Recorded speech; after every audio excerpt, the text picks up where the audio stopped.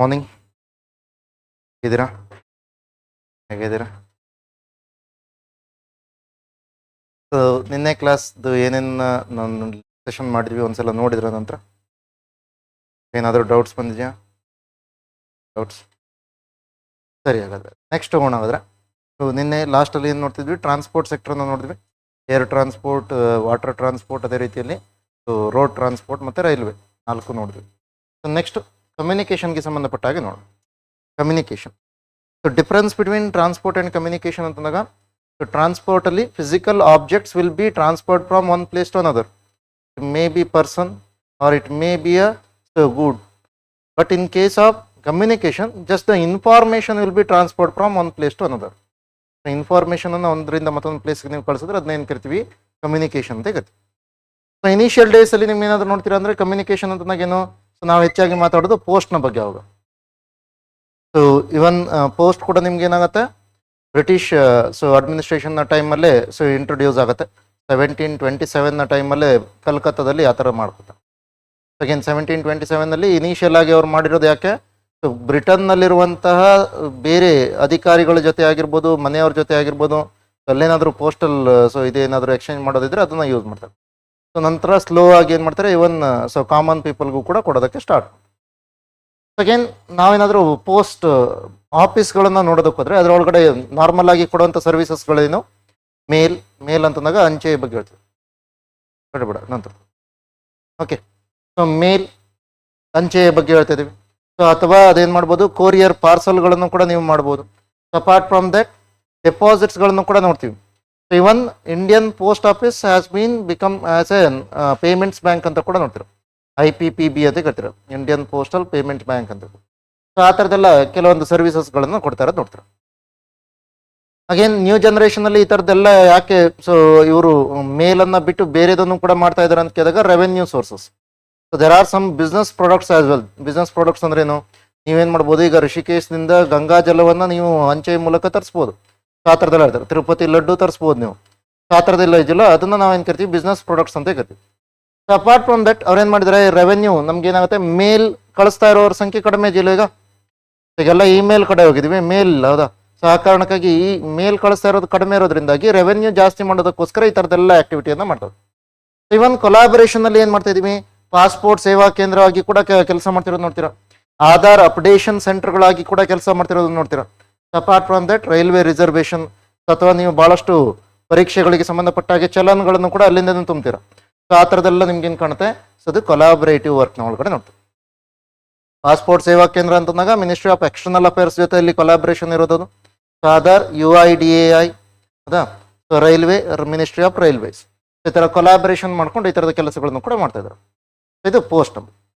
ಇನ್ನು new generation communication ಅಂತಂದಾಗ ನಾವೇನು ನೋಡ್ತೀವಿ? ಟೆಲಿಕಮ್ಯುನಿಕೇಷನ್ ನೆಟ್ವರ್ಕ್ಗಳನ್ನು ನೋಡ್ತೀವಿ. ಟೆಲಿಕಮ್ಯುನಿಕೇಷನ್, ಅಗೇನ್ ಟೆಲಿಕಮ್ಯುನಿಕೇಷನ್ನ ಒಳಗಡೆ ಕೂಡ ನಿಮ್ಗೆ ಏನಿದೆ, ಭಾಳಷ್ಟು ಪಾಲಿಸಿಗಳು ಮೊದಲಿಂದ ಬರ್ತಾ ಇದೆ. ಆದರೆ ರೀಸೆಂಟ್ ಆಗಿ ಬಂದಿರೋದು 2018 ಪಾಲಿಸಿ. ಅದನ್ನೊಂದನ್ನು ನೋಡಿದ್ರೆ ಸಾಕು. So national digital telecommunication policy 2018 ಅಂತ ಕರಿತೀವಿ. So it has 3 pillars, 3 pillar ಅದ ಬಗ್ಗೆ ಮಾತಾಡ್ತಾರೆ. So first one is connect India, second one is propel India, and third one is secure India ಅಂತ. ಸೊ ಫಸ್ಟ್ ಥಿಂಗ್ ಏನು ಮಾಡಬೇಕು ನೀವು? ಸೊ ಎಲ್ಲರಿಗೂ ಕನೆಕ್ಷನ್ ಅನ್ನು ಕೊಡಬೇಕು, ಅದಲ್ಲ? ಟೆಲಿಕಮ್ಯುನಿಕೇಷನ್ಗೆ ಆಗಿರ್ಬೋದು ಅಥವಾ ಇಂಟರ್ನೆಟ್ಗೆ ಸೊ ನೀವು ಕನೆಕ್ಷನ್ ಅನ್ನು ಕೊಡೋದನ್ನು ಹೇಳ್ತೀವಿ. ಅಗೇನ್ ಇದರಲ್ಲಿ ನೀವೇನು ಯಾವ್ಯಾವ್ದ್ರ ಬಗ್ಗೆ ಮಾತಾಡ್ಬೋದು? OFC ಫಸ್ಟ್ ಅಂತೇಳಿ ಒಂದು ಇನಿಷಿಯೇಟಿವ್ ಇದೆ, ಅದ್ರ ಬಗ್ಗೆ ಕೂಡ ಹೇಳ್ಬೋದು. ಅಗೇನ್ ಇದು ಇನಿಷಿಯಲ್ ಆಗಿ ಐಡಿಯಾ, ಇದು ಕನೆಕ್ಟ್ ಇಂಡಿಯಾ ಅಂತ ಎಲ್ಲರನ್ನ ಕನೆಕ್ಟ್ ಮಾಡಿ ಅಂದರು. ಆ ಕನೆಕ್ಟ್ ಮಾಡೋದಕ್ಕೆ ಏನೇನು ಮಾಡಿದೀವಿ? ಸೊ OFC ಫಸ್ಟ್ ಅಂತಂದಾಗೇನು, ಆಪ್ಟಿಕಲ್ ಫೈಬರ್ ಕೇಬಲ್ಸ್ ಅಂತ ಕರಿತೀರ. ಸೊ ಆಪ್ಟಿಕಲ್ ಫೈಬರ್ ಕೇಬಲ್ಸ್ಗಳನ್ನ ಯೂಸ್ ಮಾಡೋದಕ್ಕೆ ಸ್ಟಾರ್ಟ್ ಮಾಡ್ತೀವಿ. ಇಲ್ಲಿ ಏನಾಗುತ್ತೆ, ಲೈಟ್ ವೇವ್ನ ರೀತಿಯಲ್ಲಿ ನಿಮಗೆ ಇದು ಪೂರ್ತಿಯಾಗಿ ಸಿಗ್ನಲ್ ಟ್ರಾನ್ಸ್ಫರ್ ಆಗೋದು ನೋಡ್ತೀರಾ. ಅದ್ರ ಜೊತೆಲಿ ಲಾಸಸ್ ಕೂಡ ಕಡಿಮೆ ಅಂತ ಹೇಳ್ತೀರ, ಇಂಟರ್ಫರೆನ್ಸ್ ಕೂಡ ಭಾಳ ಕಡಿಮೆ ಅಂತ ಹೇಳ್ತೀರ. ಎಲೆಕ್ಟ್ರಿಕಲ್ ಸಿಗ್ನಲ್ಗಳನ್ನು ನೀವು ಪಾಸ್ ಮಾಡಬೇಕಾದ್ರೆ ಇಂಟರ್ಫರೆನ್ಸ್ ಇರುತ್ತೆ ಜಾಸ್ತಿ, ಆದರೆ ಇದನ್ನು ನೀವು ಯೂಸ್ ಮಾಡಿದಾಗ OFC ಇಂಟರ್ಫರೆನ್ಸ್ ಕಡಿಮೆ. ಸೊ ಅದ್ರ ಜೊತೆಲಿ ಫಾಸ್ಟ್ ಕೂಡ ಹೌದು ಅಂತ. ಅಪಾರ್ಟ್ ಫ್ರಮ್ ದ್ಯಾಟ್ ಮತ್ತೆ ಯಾವುದನ್ನು ನೀವು ಎಕ್ಸಾಂಪಲ್ ಆಗಿ ಹೇಳ್ಬೋದು? ಭಾರತ್ ನೆಟ್.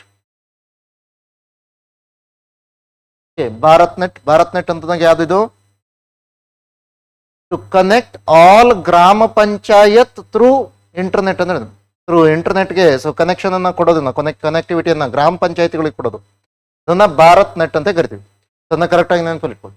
ಸೊ ಯಾಕೆ ಇದೆಲ್ಲ ಮಾಡೋದಕ್ಕೆ ಟ್ರೈ ಮಾಡ್ತೀವಿ ಅಂತಂದಾಗ, ನಾವು ಈಗೇನು ಮಾಡ್ತಿದ್ವಿ, ಗವರ್ನೆನ್ಸ್ನ ಕಡೆಯಲ್ಲಿ ತಗೊಂಡು ಹೋಗೋದಕ್ಕೆ ಟ್ರೈ ಮಾಡ್ತಿದ್ವಿ. ಅದನ್ನ ಗ್ರಾಮ ಪಂಚಾಯಿತಿಗಳಿಗೆ ನಿಮ್ಗೇನಾದ್ರೂ ಇಂಟರ್ನೆಟ್ ಕನೆಕ್ಟಿವಿಟಿ ಇಲ್ಲ ಅಂತಂದ್ರೆ ಅವರೇ ಈ ಗವರ್ನೆನ್ಸ್ ಅನ್ನ ಪ್ರೊವೈಡ್ ಮಾಡೋದಕ್ಕಾಗತ್ತೆ. ಸೊ ಆ ಕಾರಣಕ್ಕಾಗಿ ಅದನ್ನು ಕೂಡ ನಾವು ನೋಡಿ ಭಾರತ್ ನೆಟ್ ಆಯ್ತು.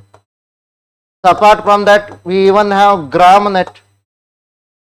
ಗ್ರಾಮ್ ನೆಟ್ ಅಂತ ನಂಗೇನು, ಕೆಲವೊಂದು ಗ್ರಾಮೀಣ ಪ್ರದೇಶಗಳ ಒಳಗಡೆ ಅಲ್ಲಿ ವೈಫೈ ಹಾಟ್ಸ್ಪಾಟ್ಗಳನ್ನ ಮಾಡೋದು. ಸೊ ಅದನ್ನ ಜನಸಾಮಾನ್ಯರಲ್ಲಿ ಬಳಸಬಹುದು ಅಂತ ಹೇಳ್ಕೊಂಡು ಆ ಥರದ್ದೆಲ್ಲ ಮಾಡ್ತಾರೆ. ಇವನ್ ನಗರ್ ನೆಟ್ ಅಂತ ಕೂಡ ಇದೆ. ಸೊ ನಗರ ಪ್ರದೇಶದಲ್ಲಿ ಈ ಥರ ಮಾಡೋದು. ನೀವೆಲ್ಲಿ ನೋಡ್ತೀರಾ, ಕೆಲವೊಂದು ಪ್ಲೇಸಲ್ಲಿ ನೀವು ನೋಡೋದಕ್ಕೆ ಹೋದ್ರೆ ಸೊ ಅಲ್ಲೇನಿರುತ್ತೆ BSNL ನ ಈ ಥರದ ಹಾಟ್ಸ್ಪಾಟ್ಗಳು ಇರುತ್ತೆ. ಸೊ ಅದಕ್ಕೆ ನೀವೇನು ಮಾಡ್ಬೋದು, ನಿಮ್ಮ ಮೊಬೈಲ್ ನಂಬರಿಂದ ರಿಜಿಸ್ಟರ್ ಮಾಡಿದ್ರೆ ಸೊ ಅವ್ರು ಏನು ಮಾಡ್ತಾರೆ 50 MB 100 MB ಒಂದು ದಿನಕ್ಕೆ ಈ ಥರ ಕೊಡ್ತಾರೆ, ಹೌದಾ. ಸೊ ಆ ಥರದನ್ನ ಹೇಳ್ತೀವಿ. ಸೊ ನೆಕ್ಸ್ಟ್ ಈಗ ಕನೆಕ್ಷನ್ ಏನೋ ಆಯ್ತು. ನೆಕ್ಸ್ಟ್ ಏನ್ ಮಾಡ್ಬೇಕು ನೀವು, ಅದನ್ನ ಸ್ಟ್ರೆಂಥನಿಂಗ್ ಮಾಡ್ಬೇಕು. ಅದು propel India since in the sense ಏನು, so quality of the telecommunication ಅನ್ನ ಇಂಪ್ರೂವ್ ಮಾಡೋದಕ್ಕೆ ಟ್ರೈ ಮಾಡ್ತೀರಾ. ಕ್ವಾಲಿಟಿ ಆಫ್ ಟೆಲಿಕಮ್ಯುನಿಕೇಶನ್ ಅನ್ನ ಇಂಪ್ರೂವ್ ಮಾಡುವಂತ ಪ್ರಯತ್ನ. ಅಗೇನ್ ನೀವು ಈಗೇನು ಹೇಳ್ಬೋದು 5G ಅಡಾಪ್ಟೇಷನ್ ಬಗ್ಗೆ ಹೇಳ್ಬೋದು. ಸೊ ವಿಶ್ವದಲ್ಲಿ ಅತಿ ವೇಗವಾಗಿ 5G ಅಡಾಪ್ಟ್ ಮಾಡ್ಕೊಂಡಿರೋದು ಭಾರತ ಅಂತ ತಗೋತಾರೆ. Okay, so fast adaptation, so ಅದು ಇಂಡಿಯಾ ಅಂತ ತಗೋತಾರೆ. ಸೊ ಅದು ಪ್ರೊಪೆಲ್ ಇಂಡಿಯಾದ ಒಳಗಡೆ ಬರುತ್ತೆ. ಸೊ ಈ ತರ ನೀವು ಇಂಪ್ರೂವ್ ಮಾಡ್ಕೋತ ಹೋಗೋದು. ಸೊ ನೆಕ್ಸ್ಟ್ ಬರುತ್ತೆ, ಇದೆಲ್ಲ ನೀವು ಕನೆಕ್ಷನ್ ಅನ್ನ ಕೊಟ್ಟ ನಂತರ so there are several problems like scams, ಅಥವಾ ಇದನ್ನ ಕೆಲವೊಂದು ಸಂದರ್ಭದಲ್ಲಿ ಏನ್ ಕರಿತೀವಿ ಫಿಶಿಂಗ್ ಅಂತ ಕೂಡ ಕರಿತೀರಾ. ಸೊ ಈ ಥರದ್ದೆಲ್ಲ ಹೇಳ್ತಾರೆ. ಸೊ ಆವಾಗ ನಿಮ್ಗೆ ಏನ್ ಬೇಕಾಗತ್ತೆ, ಸೈಬರ್ ಸೆಕ್ಯೂರಿಟಿ ಅಂತ ಸೊ ಇನಿಷಿಯೇಟಿವ್ಸ್ ಕೂಡ ಬೇಕಾಗತ್ತೆ. ಹೌದಾ, ಸೈಬರ್ ಸೆಕ್ಯೂರಿಟಿ ಅಂತ ಇನಿಷಿಯೇಟಿವ್, ಸೆಕ್ಯೂರಿಟಿ ಅದನ್ನು ಕೂಡ ಪ್ರೊವೈಡ್ ಮಾಡುವಂತ ಪ್ರಯತ್ನ. ಹಾಗಾಗಿ ಅದು 3 ಪರ್ಟಿಕ್ಯುಲರ್ ಅಂತ ಪಿಲ್ಲರ್ನ ಬಗ್ಗೆ ಮಾತಾಡ್ತೀವಿ. ಸೊ ನೆಕ್ಸ್ಟ್ ಬರೋಣ. ಹಾಗಾದ್ರೆ ಇಂಪಾರ್ಟೆಂಟ್ ಬಾಡೀಸ್ ಇದಕ್ಕೆ ಸಂಬಂಧಪಟ್ಟಾಗಿ ಯಾವ್ಯಾವ್ದನ್ನ ನೆನಪಲ್ಲಿ ಇಟ್ಕೋಬೇಕು. ಒಂದು ಮಿನಿಸ್ಟ್ರಿ ಆಫ್ ಕಮ್ಯುನಿಕೇಶನ್ ಅನ್ನ ನೆನಪಲ್ಲಿ ಇಟ್ಕೋತೀರಾ. Okay, so ministry of communication. So ಇನ್ನೊಂದು ಏನು, ಟೆಲಿಕಾಂ ರೆಗ್ಯುಲೇಟರಿ ಅಥಾರಿಟಿ ಬಾಡಿ ಅಂತ, ಅಥವಾ ಸೊ ಅಥಾರಿಟಿ ಆಫ್ ಇಂಡಿಯಾ ಅಂತ ಕೇಳ್ತೀರಾ. ಟ್ರೈ ಅಂತೇಳಿ ಜಾಸ್ತಿಯಾಗಿ ಕೇಳಿರ್ತೀರ ಅದನ್ನ, ಟ್ರೈ. ಅಥವಾ ನಿಮ್ಮ ಮೊಬೈಲ್ಗೆ ಮೆಸೇಜ್ ಕೂಡ ಬರುತ್ತೆ as per try regulation so and so ಅಂತ ಹೇಳ್ಕೊಂಡು. ಸೊ ಅದಲ್ವಾ, ಸೊ ಅದಕ್ಕೆಲ್ಲ ನೀವೇನು ನೋಡ್ತೀರಾ, ಸೊ ಟ್ರೈ. ಸೊ ಇದೇನು, ಎಲ್ಲ ಟೆಲಿಕಮ್ಯುನಿಕೇಶನ್ ಕಂಪನಿಗಳನ್ನ ಕಂಟ್ರೋಲ್ ಮಾಡೋದು ಮತ್ತೆ ಒಂದು ಫೇರ್ ಆದಂಥ ಪಾಲಿಸಿಯನ್ನ ಮಾಡುವಂಥ ಕೆಲಸವನ್ನ ಮಾಡುತ್ತೆ. ಸೊ ಅದು ಮಾಡುತ್ತೆ.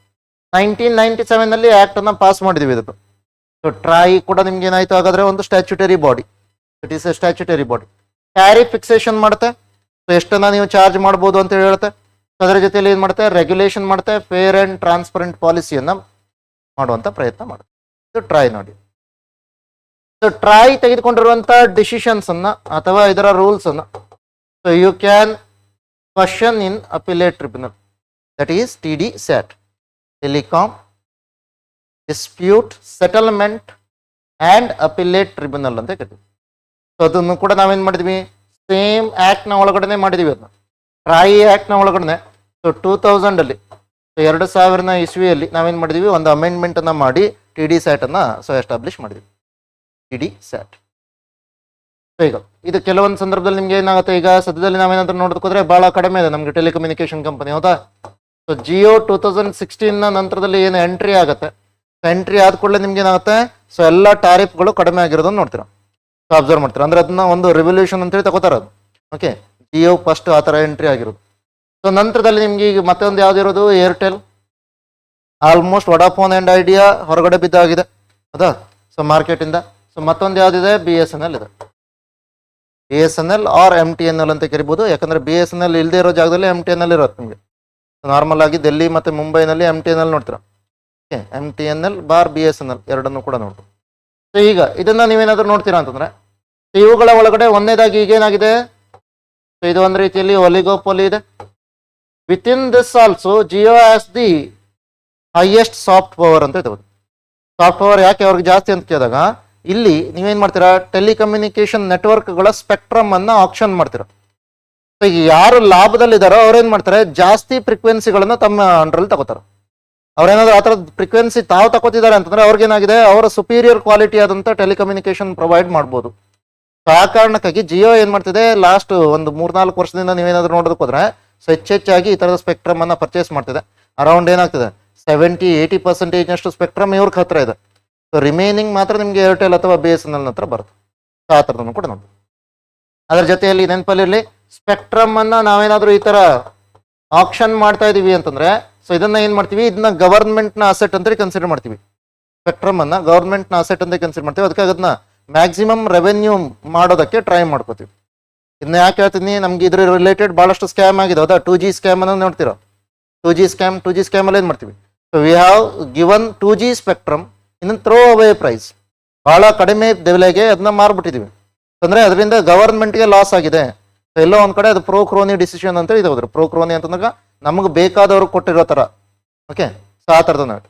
ಸಿಮಿಲರ್ಲಿ ಮತ್ತೊಂದಾಗಿದೆ ಎಸ್ ಬ್ಯಾಂಡ್ ಸ್ಕ್ಯಾಮ್ ಅಂತೇಳಿ ಆಗಿದೆ. ಎಸ್ ಬ್ಯಾಂಡ್ ಸ್ಕ್ಯಾಮ್ ಯಾವ್ದ್ರ ಥ್ರೂ ಆಗಿರೋದು ಅಂತ ಕೇಳಿದಾಗ ಇಸ್ರೋದ ಕಮರ್ಷಿಯಲ್ ಆರ್ಮ್ ಬರುತ್ತೆ, ಆಂಟ್ರಿಕ್ಸ್ ಅಂತೇಳಿ ಬರುತ್ತೆ. ಸೊ ಅದು ದೇವಾಸ್ ಮಲ್ಟಿಮೀಡಿಯಾ ಇಂಟರ್ನ್ಯಾಷನಲ್ ಅನ್ನುವಂಥ ಒಂದು ಕಂಪನಿಯ ಜೊತೆಲಿ ಎಸ್ ಬ್ಯಾಂಡ್ ಸ್ಕ್ಯಾಮ್ಗೂ ಕೂಡ ಕಾರಣ ಆಗುತ್ತೆ ಅಂತ ಹೇಳ್ತಾರೆ. ಆದರೆ ಎಸ್ ಬ್ಯಾಂಡ್ ಸ್ಕ್ಯಾಮನ್ನು ಇಲ್ಲಿ ತನಕ ಯಾರು ಪ್ರೂವ್ ಮಾಡೋದಕ್ಕಾಗಿಲ್ಲ. ಆದರೆ 2G ಸ್ಕ್ಯಾಮ್ ಮತ್ತು ಅದು ಎರಡೂ ಒಟ್ಟಿಗೆ ಕಾಣ್ತಿರೋದ್ರಿಂದಾಗಿ, 2G ಆಕ್ಷನ್ ಆಗಿರೋದು ಎಸ್ ಬ್ಯಾಂಡ್ ಆಕ್ಷನ್ ಆಗಿರೋದು ಒಟ್ಟಿಗೆ ಆಗಿರೋದ್ರಿಂದಾಗಿ, ಸೊ ಅದರ ಇದರಲ್ಲಿ ಏನು ಮಾಡ್ತಾರೆ, ಇದನ್ನು ಕೂಡ ಇದು ಸ್ಕ್ಯಾಮ್ ಆಗಿರ್ಬೋದು ಅನ್ನೋ ಕಾರಣಕ್ಕಾಗಿ ಇದನ್ನು ನಿಲ್ಲಿಸ್ಬಿಡ್ತಾರೆ. ಇನ್ನೊಂದು ರೀಸೆಂಟ್ ಆಗಿ ನಿಮಗೆ ಟೆಲಿಕಮ್ಯುನಿಕೇಶನ್ ಅಲ್ಲ, ಟೆಲಿವಿಷನ್ಗೆ ಸಂಬಂಧಪಟ್ಟಾಗಿ ಒಂದು ಕಾಣ್ತಿದ್ರು. ಅದು ಯಾವುದು, TRP ಸ್ಕ್ಯಾಮ್ ಅಂತ ನೋಡಿದ್ರು. ಹೌದಾ, TRP ಸ್ಕ್ಯಾಮ್ ಕೇಳಿದಿರೋ. TRP ಸ್ಕ್ಯಾಮ್ ಏನಂದ್ರು, ಟೆಲಿವಿಷನ್ ರೇಟಿಂಗ್ ಪಾಯಿಂಟ್ ಅಂತ ಕರಿಬೋದು ಅಥವಾ ಟೋಟಲ್ ರೇಟಿಂಗ್ ಪಾಯಿಂಟ್ ಅಂತ ಕರಿಬೋದು. TRP ಹೇಗೆ ಕೊಡ್ತಾರೆ ಯಾವುದಾದ್ರು ಪ್ರೋಗ್ರಾಮ್ಗೆ, ಸೊ ಯಾವ ಪ್ರೋಗ್ರಾಮ್ಗೆ ಜಾಸ್ತಿ ಜನ ನೋಡ್ತಾ ಇದ್ದಾರೋ ಆ ಪ್ರೋಗ್ರಾಮ್ಗೆ TRP ಜಾಸ್ತಿ ಇರುತ್ತೆ. ಹೌದಾ, ಸೊ ಈಗ ಈ TRPಯನ್ನು ನೀವೇನಾದರೂ ಬೂಸ್ಟ್ ಮಾಡಿದ್ರೆ ಏನು ಲಾಭ, TRPಯನ್ನು ಬೂಸ್ಟ್ ಮಾಡ್ಕೊಂಡ್ರೆ ಏನು ಲಾಭ? ಸಪೋಸ್ ಥಿಂಕ್ ಮಾಡಿ, ನೀವೇನು ಮಾಡ್ತೀರಾ, 100 ಜನರ ಹತ್ರ ಹೋಗ್ತೀರಾ, 100 ಜನರ ಹತ್ರ ಹೇಳ್ತೀರಾ ನಾನು ಒಳ್ಳೆ ಹುಡುಗ ಅಂತ ಹೇಳ್ತೀರಾ. ಅದರಿಂದ ಏನು ಲಾಭ ನಿಮಗೆ?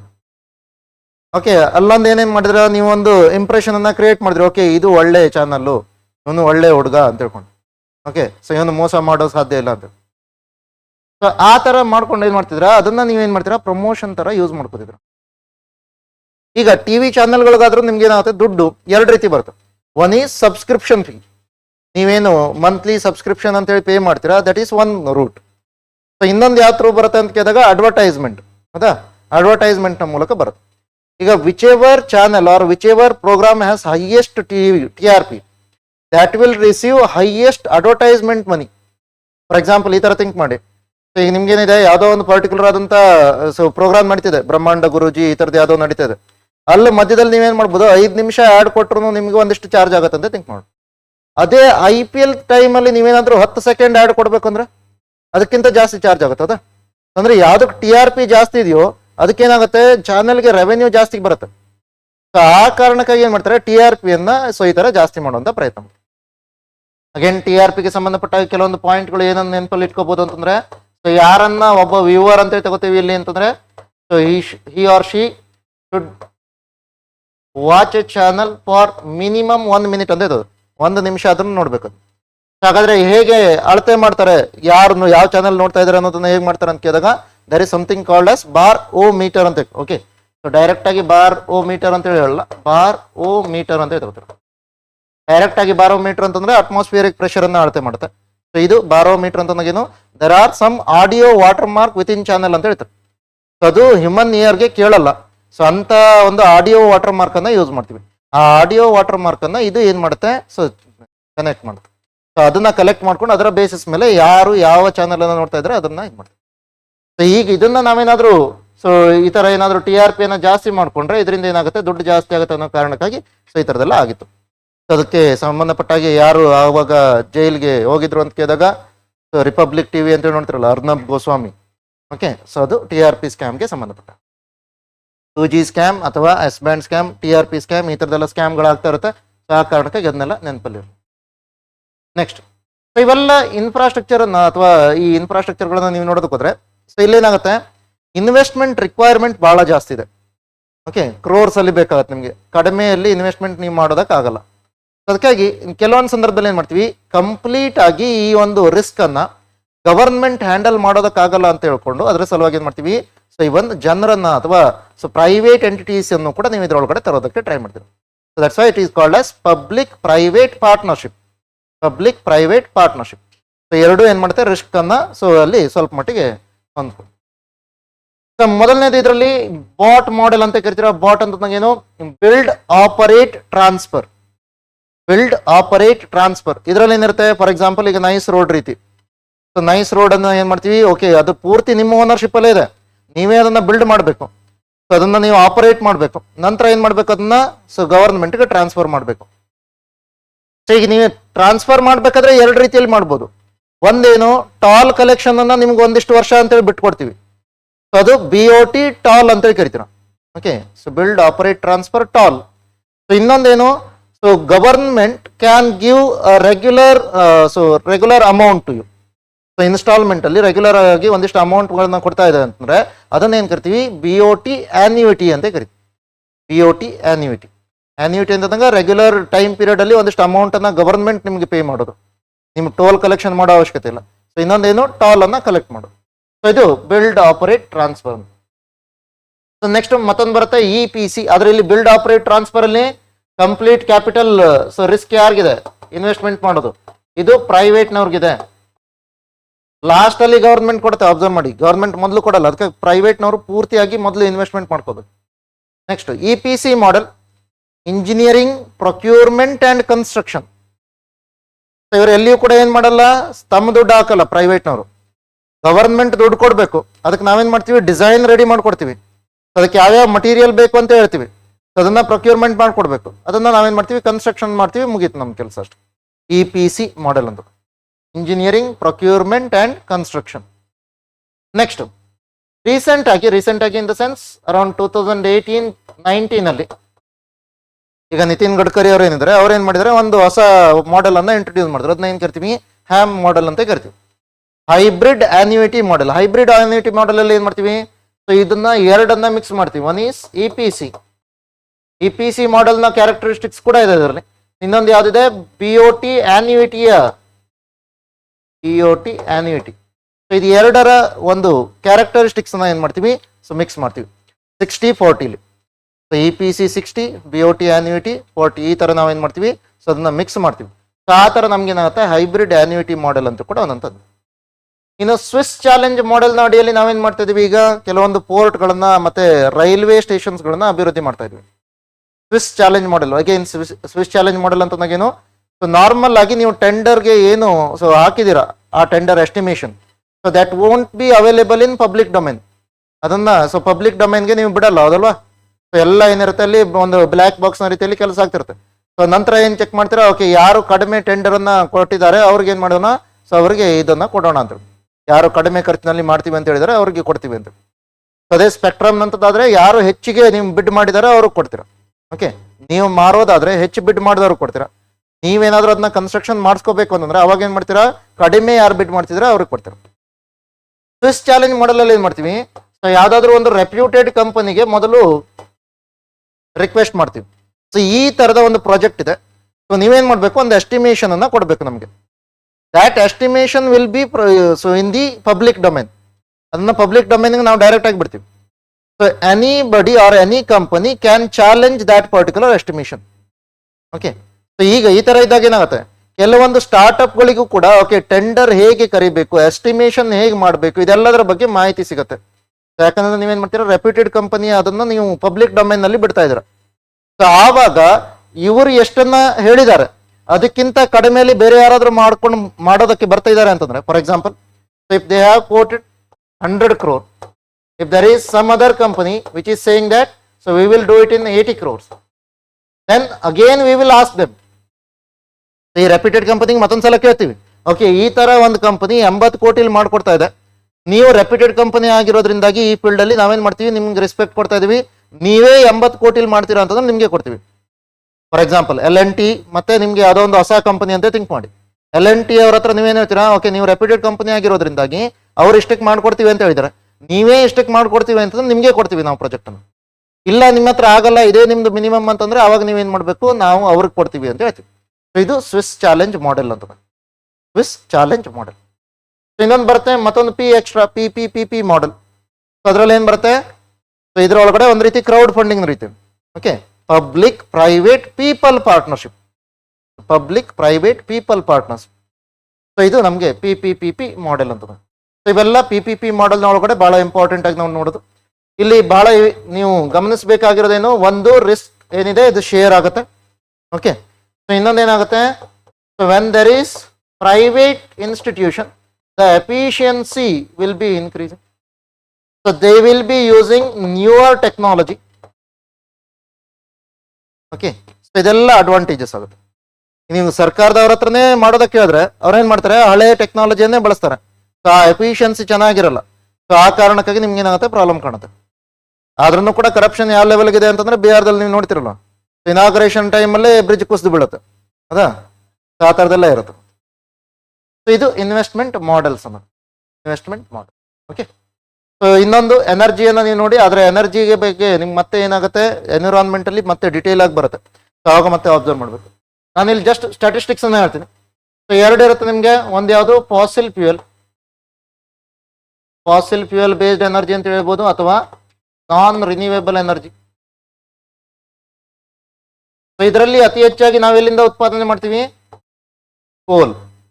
ಸೊ ಕೋಲಿಂದ ಎಷ್ಟಿದೆ ಅಂತಂದ್ರೆ ಮೋರ್ ದ್ಯಾನ್ 50% ಇದೆ ಈಗ ಸದ್ಯದಲ್ಲಿ. Okay, more than 50%. So remaining even ನಿಮ್ಗೆ ಏನಿದೆ, ಲಿಗ್ನೈಟ್ ಇದೆ, ಸೊ ಡೀಸೆಲ್ ಇದೆ. ಸೊ ಈ ಥರದೆಲ್ಲ ನಾವು ಯೂಸ್ ಮಾಡ್ತೀವಿ ಫಾಸಿಲ್ ಫ್ಯೂಯಲ್. ಇನ್ನು ನಾನ್ ಫಾಸಿಲ್ ಫ್ಯೂಯಲ್ ಅಥವಾ ರಿನ್ಯೂವೇಬಲ್ ಎನರ್ಜಿ. ರಿನ್ಯೂವೇಬಲ್ ಎನರ್ಜಿಯಲ್ಲಿ ನೀವೇನಾದ್ರೂ ನೋಡೋದಕ್ಕೆ ಹೋದ್ರೆ ನಾರ್ಮಲ್ ಆಗಿ ಹೈಡ್ರೋ ಅನ್ನ ಸಪರೇಟ್ ಇಟ್ಕೋತಾರೆ. ಇಲ್ಲಿ ಹೈಡ್ರೋ ಏನಿದೆ ಅರೌಂಡ್ 10%. 10% ಅಂದ್ರೆ ಅರೌಂಡ್ 11% ಇದು. ಸೊ 10% ಅಂತ ತಗೋತೀನಿ. ಸೊ ನೆಕ್ಸ್ಟ್ ಸೋಲಾರ್ ಇದೆ. Solar is around 13%. So wind again around 10%. So ಇದನ್ನು ಬಿಟ್ಟು ಬಾಕಿದು ಯಾವುದಿದೆ, ಬಯೋಮಾಸ್, ಈ ಥರದೆಲ್ಲ ಬೇರೆ ಬೇರೆ ಬರುತ್ತೆ, ಬಯೋಗ್ಯಾಸ್ ಅವೆಲ್ಲ. ಸೊ ಮತ್ತೆ ಸಪ್ರೇಟ್ ಬಹಳ ಕಡಿಮೆ ಇದೆ. ಸೊ ಇನ್ನು ಲಾಸ್ಟ್ ನೀವೇನಾದ್ರೂ ನೋಡೋದಕ್ಕೆ ಹೋದ್ರೆ ಇದು ಎರಡು ಕ್ಯಾಟಗರಿಯಲ್ಲಿ ಬರ್ದೇನೆ ಒಂದನ್ನು ಸಪ್ರೇಟ್ ಆಗಿರ್ತೀವಿ ನಾವು. ಅದನ್ನ ನ್ಯೂಕ್ಲಿಯರ್ ಎನರ್ಜಿ. ನ್ಯೂಕ್ಲಿಯರ್ ಎನರ್ಜಿಯನ್ನು ನೀವೇನಾದ್ರೂ ಚೆಕ್ ಮಾಡೋದಕ್ಕೆ ಹೋದ್ರೆ ಇಟ್ ಹಾರ್ಡ್ಲಿ ಅಟ್ 1%. ಅದರಿಂದ ಬರೋದು ನಮಗೆ ಜಸ್ಟ್ 1% ಮಾತ್ರ ಇವೆಲ್ಲನು. ಈಗ ಇದನ್ನ ಹೇಳಿದಾಗ ನಾವು ಯಾಕೆ ಹೇಳ್ತೀವಿ ಅಂತ ಕೇಳಿದಾಗ, ಸಪೋಸ್ ಥಿಂಕ್ ಮಾಡಿ, ನೀವೇನಾದ್ರೂ ಇಲೆಕ್ಟ್ರಿಕಲ್ ವೆಹಿಕಲ್ಸ್ಗಳ ಬಗ್ಗೆ ಮಾತಾಡ್ತಿದ್ರಾ. ಇಲೆಕ್ಟ್ರಿಕಲ್ ವೆಹಿಕಲ್ಸ್ಗಳು ಅಂತಂದಾಗ ಏನ್ ಮಾಡ್ತೀವಿ, ಎಮಿಷನ್ ಫ್ರೀ ಅಂತ ಹೇಳ್ತೀವಿ. ಎಮಿಷನ್ ಅನ್ನ ನಾವು ರೆಡ್ಯೂಸ್ ಮಾಡೋದಕ್ಕೆ ಇಲೆಕ್ಟ್ರಿಕಲ್ ವೆಹಿಕಲ್ಸ್ಗಳು ಬೆಟರ್ ಅಂತ ಹೇಳ್ತೀವಿ. ಸಸ್ಟೈನೇಬಲ್ ಟ್ರಾನ್ಸ್ಪೋರ್ಟ್ ಸಿಸ್ಟಮ್ ಅನ್ನ ನಾವು ಹೊಂದಬಹುದು ಅಂತ ಹೇಳ್ತೀವಿ. But at the time, so when you check out the source of ಎಲೆಕ್ಟ್ರಿಸಿಟಿಯ ಸೋರ್ಸ್ ಅನ್ನು ನೋಡಿದ್ರೆ, ಸೊ ಓನ್ಲಿ ಥಿಂಗ್ ನಿಮ್ಗೆ ಏನಾಗಿದೆ, ಇಲೆಕ್ಟ್ರಿಕಲ್ ವೆಹಿಕಲ್ನ ಸೊ ಟೇಲ್ ಎಂಡ್ ಅಲ್ಲಿ ಎಲ್ಲಿ ಎಮಿಷನ್ ಬರ್ತಾ ಇಲ್ಲ ನಿಜ. ಆದ್ರೆ ಎಲೆಕ್ಟ್ರಿಸಿಟಿ ಉತ್ಪಾದನೆ ಆಗಿರೋದೇನು, ಕೋಲ್ ಬೇಸ್ಡ್ ಆಗಿರೋದ್ರಿಂದಾಗಿ ಹೆಚ್ಚಾಗಿ. ಸೊ ನಿಮ್ಗೆ ಏನಾಗ್ತದೆ, ಅಲ್ಲಿ ಕೋಲ್ ಬೇಸ್ಡ್ ಆಗಿರೋದ್ರಿಂದಾಗಿ ನಿಮ್ಗೆ ಅಲ್ಲಿ ಎಮಿಷನ್ ಆಗ್ತದೆ ಅಂತ. ಇಲ್ಲ ಆಗಿಲ್ಲ ಅಂದ್ರೂ ಅಲ್ಲೇ ಎಮಿಷನ್ ಆಗ್ತದೆ. ಸೊ ಅಪಾರ್ಟ್ ಫ್ರಮ್ ದಟ್, ಇವೆ ಇಲೆಕ್ಟ್ರಿಕಲ್ ವೆಹಿಕಲ್ಸ್ ಅಲ್ಲಿ ಮತ್ತೇನು ಪ್ರಾಬ್ಲಮ್ ಕಾಣ್ತೀರಾ ನೀವು ಅಂತಂದ್ರೆ, ಎಲೆಕ್ಟ್ರಿಕಲ್ ಮೊಬಿಲಿಟಿಯಲ್ಲಿ ಸೊ ಅಲ್ಲಿ ನಿಮಗೆ ರೇರ್ ಅರ್ತ್ ಎಲಿಮೆಂಟ್ಸ್ ನ ಮೇಲೆ ಜಾಸ್ತಿ ಡಿಪೆಂಡೆನ್ಸಿ ಇದೆ. ರೇರ್ ಅರ್ತ್ ಎಲಿಮೆಂಟ್ಸ್ ಮೇಲೆ ಡಿಪೆಂಡೆನ್ಸಿ ಇದ್ದಾಗ, ರೇರ್ ಅರ್ತ್ ಎಲಿಮೆಂಟ್ಸ್ ಅಂದ್ರೆ ಏನು, ನೀವು ಮೈನಿಂಗ್ ಬಹಳ ಜಾಸ್ತಿ ಮಾಡಬೇಕು, ಅಷ್ಟು ಈಸಿಯಾಗಿ ಸಿಗಲ್ಲ. ಸೊ ಅಲ್ಲಿಯೂ ಕೂಡ ನಿಮ್ಗೆ ಎಮಿಷನ್ ಆಗುತ್ತೆ. ಓನ್ಲಿ ಥಿಂಗ್ ಇಲೆಕ್ಟ್ರಿಕಲ್ ವೆಹಿಕಲ್ಸ್ನ ಟೇಲ್ ಎಂಡ್ ಅಲ್ಲಿ ಮಾತ್ರ ನಿಮಗೆ ಎಮಿಷನ್ ಆಗಲ್ಲ ಅಂತ. ಆ ಥರದೆಲ್ಲ ನೀವು ಅಬ್ಸರ್ವ್ ಮಾಡ್ಬೋದು. ಇದು ಇನ್ನು ಇದನ್ನ ನಾವೇನು ಹೇಳ್ತಿದ್ವಿ, ರಿನ್ಯೂವೇಬಲ್ ಎನರ್ಜಿಯಿಂದ ಎಷ್ಟನ್ನ ನಾವು ಉತ್ಪಾದನೆ ಮಾಡಬೇಕು, ಇದನ್ನ 50% ಕ್ಯುಮ್ಯುಲೇಟಿವ್ನ ಒಳಗಡೆ ಅರ್ಧದಷ್ಟು ಇದರಿಂದ ಉತ್ಪಾದನೆ ಮಾಡಬೇಕು ಅಂತ ಹೇಳ್ಕೊಂಡು 2030ಗೆ ನಾವೇನು ಮಾಡಿದ್ವಿ, ಸೊ ಟಾರ್ಗೆಟ್ ಅನ್ನ ಇಟ್ಕೊಂಡಿದ್ವಿ. 2030ಗೆ ಆ ಟಾರ್ಗೆಟ್ ಅನ್ನ ಇಟ್ಕೊಂಡಿದ್ವಿ. So as of now around 40% ಇದೆ ಅಂತ ಹೇಳ್ತಾರೆ. 40% ನಾವು ಉತ್ಪಾದನೆ ಮಾಡ್ತಾ ಇದೀವಿ ಅಂತ ಹೇಳ್ಕೊಂಡು. ಸೊ ಆದ್ರೆ ನಾವು 50% ಯಾವಾಗ ಟಾರ್ಗೆಟ್ ಮಾಡ್ತಿದ್ವಿ, 2030. ಸೊ ಕ್ಯುಮ್ಯುಲೇಟಿವ್ ಅಲ್ಲಿ ಅಂದ್ರೆ ಆವಾಗ ಟೋಟಲ್ ಇನ್ಸ್ಟಾಲ್ಡ್ ಕೆಪಾಸಿಟಿ ಎಷ್ಟಾಗುತ್ತೋ ಅದರಲ್ಲಿ ಅರ್ಧ ಎಲ್ಲಿಂದ ಬರಬೇಕು, ರಿನ್ಯೂವೇಬಲ್ ಎನರ್ಜಿಯಿಂದ ಬರಬೇಕು ಅಂತ ಹೇಳ್ತಾರೆ. ಮತ್ತೆ ಇದು ಎರಡರಲ್ಲಿ ನಿಮ್ಗೆ ಏನಾದ್ರು ಸೊ ನೋಡೋದಕ್ಕೆ ಹೋದ್ರೆ ರಿನ್ಯೂವೇಬಲ್ ಎನರ್ಜಿಯ ಪಾಸಿಟಿವ್ಸ್ ಏನು ಅಂತ ಹೇಳ್ತೀರಾ. ಎಮಿಷನ್ಸ್ನ ಬಗ್ಗೆ ನೀವು ಮಾತಾಡ್ಬೋದು, ಅದು ಫ್ರೀಲಿ ಅವೈಲೇಬಲ್, ಸೊ ಆ ಥರದ್ದೆಲ್ಲ ಹೇಳ್ಬೋದು. ಸೊ ಆದ್ರೆ ರಿನ್ಯೂವೇಬಲ್ ಎನರ್ಜಿಯ ನೆಗೆಟಿವ್ ಏನಾದ್ರು ಹೇಳೋದಕ್ಕೆ ಹೋದ್ರೆ ಏನು ಹೇಳ್ತೀರಾ, ರಿನ್ಯೂವೇಬಲ್ ಎನರ್ಜಿಗೆ ಏನಾದ್ರು ನೆಗೆಟಿವ್ ಇದೆಯಾ, ಕಾಸ್ಟ್ ಜಾಸ್ತಿ ಬರುತ್ತೆ ಒಂದು, ಮತ್ತೆ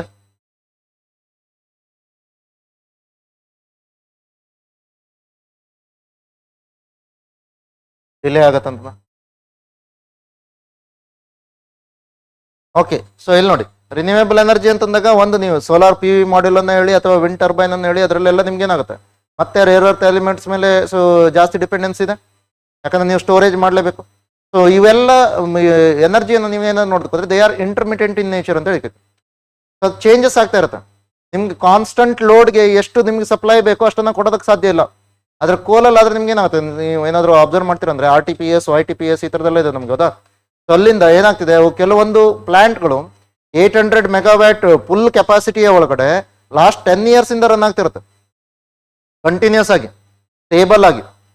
ಆದ್ರೆ ನೀವೇನಾದ್ರೂ ಸೋಲಾರ್ ನೋಡೋದಕ್ಕೆ ಹೋದ್ರೆ ಒಂದು ರಾತ್ರಿ ಅಂತೂ ಇರಲ್ಲ, ಹಗಲಿಗೆ ಕೂಡ ನಿಮ್ಗೆ ಏನಾಗಿರುತ್ತೆ, ಸೊ ಅಲ್ಲಿ ವೇರಿಯೇಷನ್ ಆಗ್ತಾ ಇರುತ್ತೆ. ಸೊ ಕರೆಂಟ್ ಏನು ಔಟ್ಪುಟ್ ಬರುತ್ತೆ ಅದು ವೇರಿಯೇಷನ್ ಆಗ್ತಾ ಇರುತ್ತೆ. ಸೊ ಆ ಥರದೆಲ್ಲ ಪ್ರಾಬ್ಲಮ್ಗಳನ್ನ ನೋಡ್ತೀವಿ. ಸೊ ಅದು ಎರಡು ರೋಲ್. ಸೊ ಕೆಲವೊಂದು ಸಂದರ್ಭದಲ್ಲಿ ನಾವೇನು ಹೇಳ್ತಿದ್ವಿ, ಈಗ ಎನರ್ಜಿ ಟ್ರಾನ್ಸಿಷನ್ ನ ಬಗ್ಗೆ ಮಾತಾಡ್ತಿದೀವಿ ಅಂತಂದ್ರೆ ಬಜೆಟ್ ಎಲ್ಲ ನಿಮ್ಗೆ ಈ ಟರ್ಮ್ಗಳು ಕಾಣುತ್ತೆ, ಎನರ್ಜಿ ಟ್ರಾನ್ಸಿಷನ್ ಅಂತ ತಿಳ್ಕೊಂಡು. Energy transition means we are moving from fossil fuel based energy to non fossil fuel ಅಂತ ಹೇಳ್ತಾರೆ. ರಿನ್ಯೂವೇಬಲ್ ಎನರ್ಜಿ ಸೋರ್ಸಸ್ಗೆ ಶಿಫ್ಟ್ ಆಗೋದಕ್ಕೆ ಟ್ರೈ ಮಾಡ್ತಿದೀವಿ. ಸೊ ಇದು ಎನರ್ಜಿಗೆ ಸಂಬಂಧಪಟ್ಟ 60% ಜಾಸ್ತಿ ಇತ್ತು ಮುಂಚೆ. ಈಗ ಸ್ವಲ್ಪ ಕಡಿಮೆ ಆಗಿದೆ. ಸೊ ಅರೌಂಡ್ ಈಗಲೂ ಕೂಡ ನಿಮ್ಗೆ ಏನಿದೆ, ಟೋಟಲ್ ನಾನ್ ಫಾಸಿಲ್ ಫ್ಯೂಯಲ್ ಫಾಸಿಲ್ ಫ್ಯೂಯಲ್ ಅಂತಂದಾಗ ಅರೌಂಡ್ 58% ಬರ್ತದೆ ಟೋಟಲ್ ಫಾಸಿಲ್ ಫ್ಯೂಯಲ್ ಈಗಲೂ. ಸೊ ನೆಕ್ಸ್ಟ್ ಬರೋಣ, next chapter 9th chapter. Again exam point of view very very important. So infrastructure related ನಿಮ್ಗೆ ಏನಾಗುತ್ತೆ, ಸ್ಕೀಮ್ನ ಮೇಲೆ ಕ್ವಶನ್ಸ್ ಬರುತ್ತೆ. ಅದಕ್ಕೆ ಸ್ಕೀಮ್ ಏನೇನಿದೆ ಅದೆಲ್ಲ ಏನು ಮಾಡಬೇಕು, ಎಕನಾಮಿಕ್ ಸರ್ವೆ ಬಜೆಟ್ ಅಲ್ಲಿ ಕ್ಲೀನ್ ಆಗಿ ನೋಡ್ಕೋಬೇಕು. ಮತ್ತು ಎಕನಾಮಿಕ್ ಸರ್ವೆ ಬಜೆಟ್ ಅಲ್ಲಿ ಕ್ಲೀನ್ ಆಗಿ ನೋಡ್ಬೇಕು. So next one is public finance ಅಥವಾ ಸಾರ್ವಜನಿಕ ಹಣಕಾಸು ಅಂತ ಕರಿತೀವಿ. ಸೊ ಇದೇನು ಸಾರ್ವಜನಿಕ ಹಣಕಾಸು ಅಂತ ಹೇಳಿ ಯಾಕೆ ಕರಿತಿದ್ವಿ, ಪಬ್ಲಿಕ್ ಫೈನಾನ್ಸ್ ಅಂತ ಹೇಳಿ ಯಾಕೆ ಕರಿತಿದ್ವಿ ಅಂತ ಕೇಳಿದಾಗ, this are the money with government.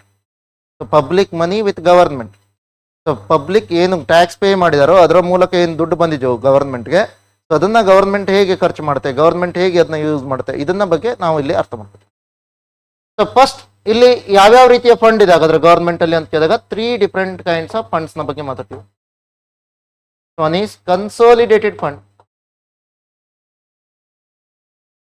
Consolidated fund ಅಥವಾ ಇದನ್ನ ಕನ್ನಡದಲ್ಲಿ ಸಂಚಿತ ನಿಧಿ ಅಂತ ಕರೀತಾರೆ. Second one is public accounts fund. And the third one is contingency fund.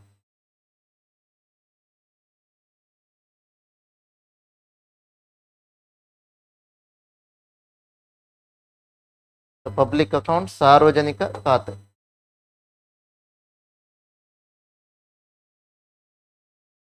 ಸಂಚಿತ ನಿಧಿ, ಸಾರ್ವಜನಿಕ ಖಾತೆ ನಿಧಿ ಮತ್ತು ಸಾದಿಲ್ವಾರು ನಿಧಿ ಅಂತ ಕರೀತಾರೆ.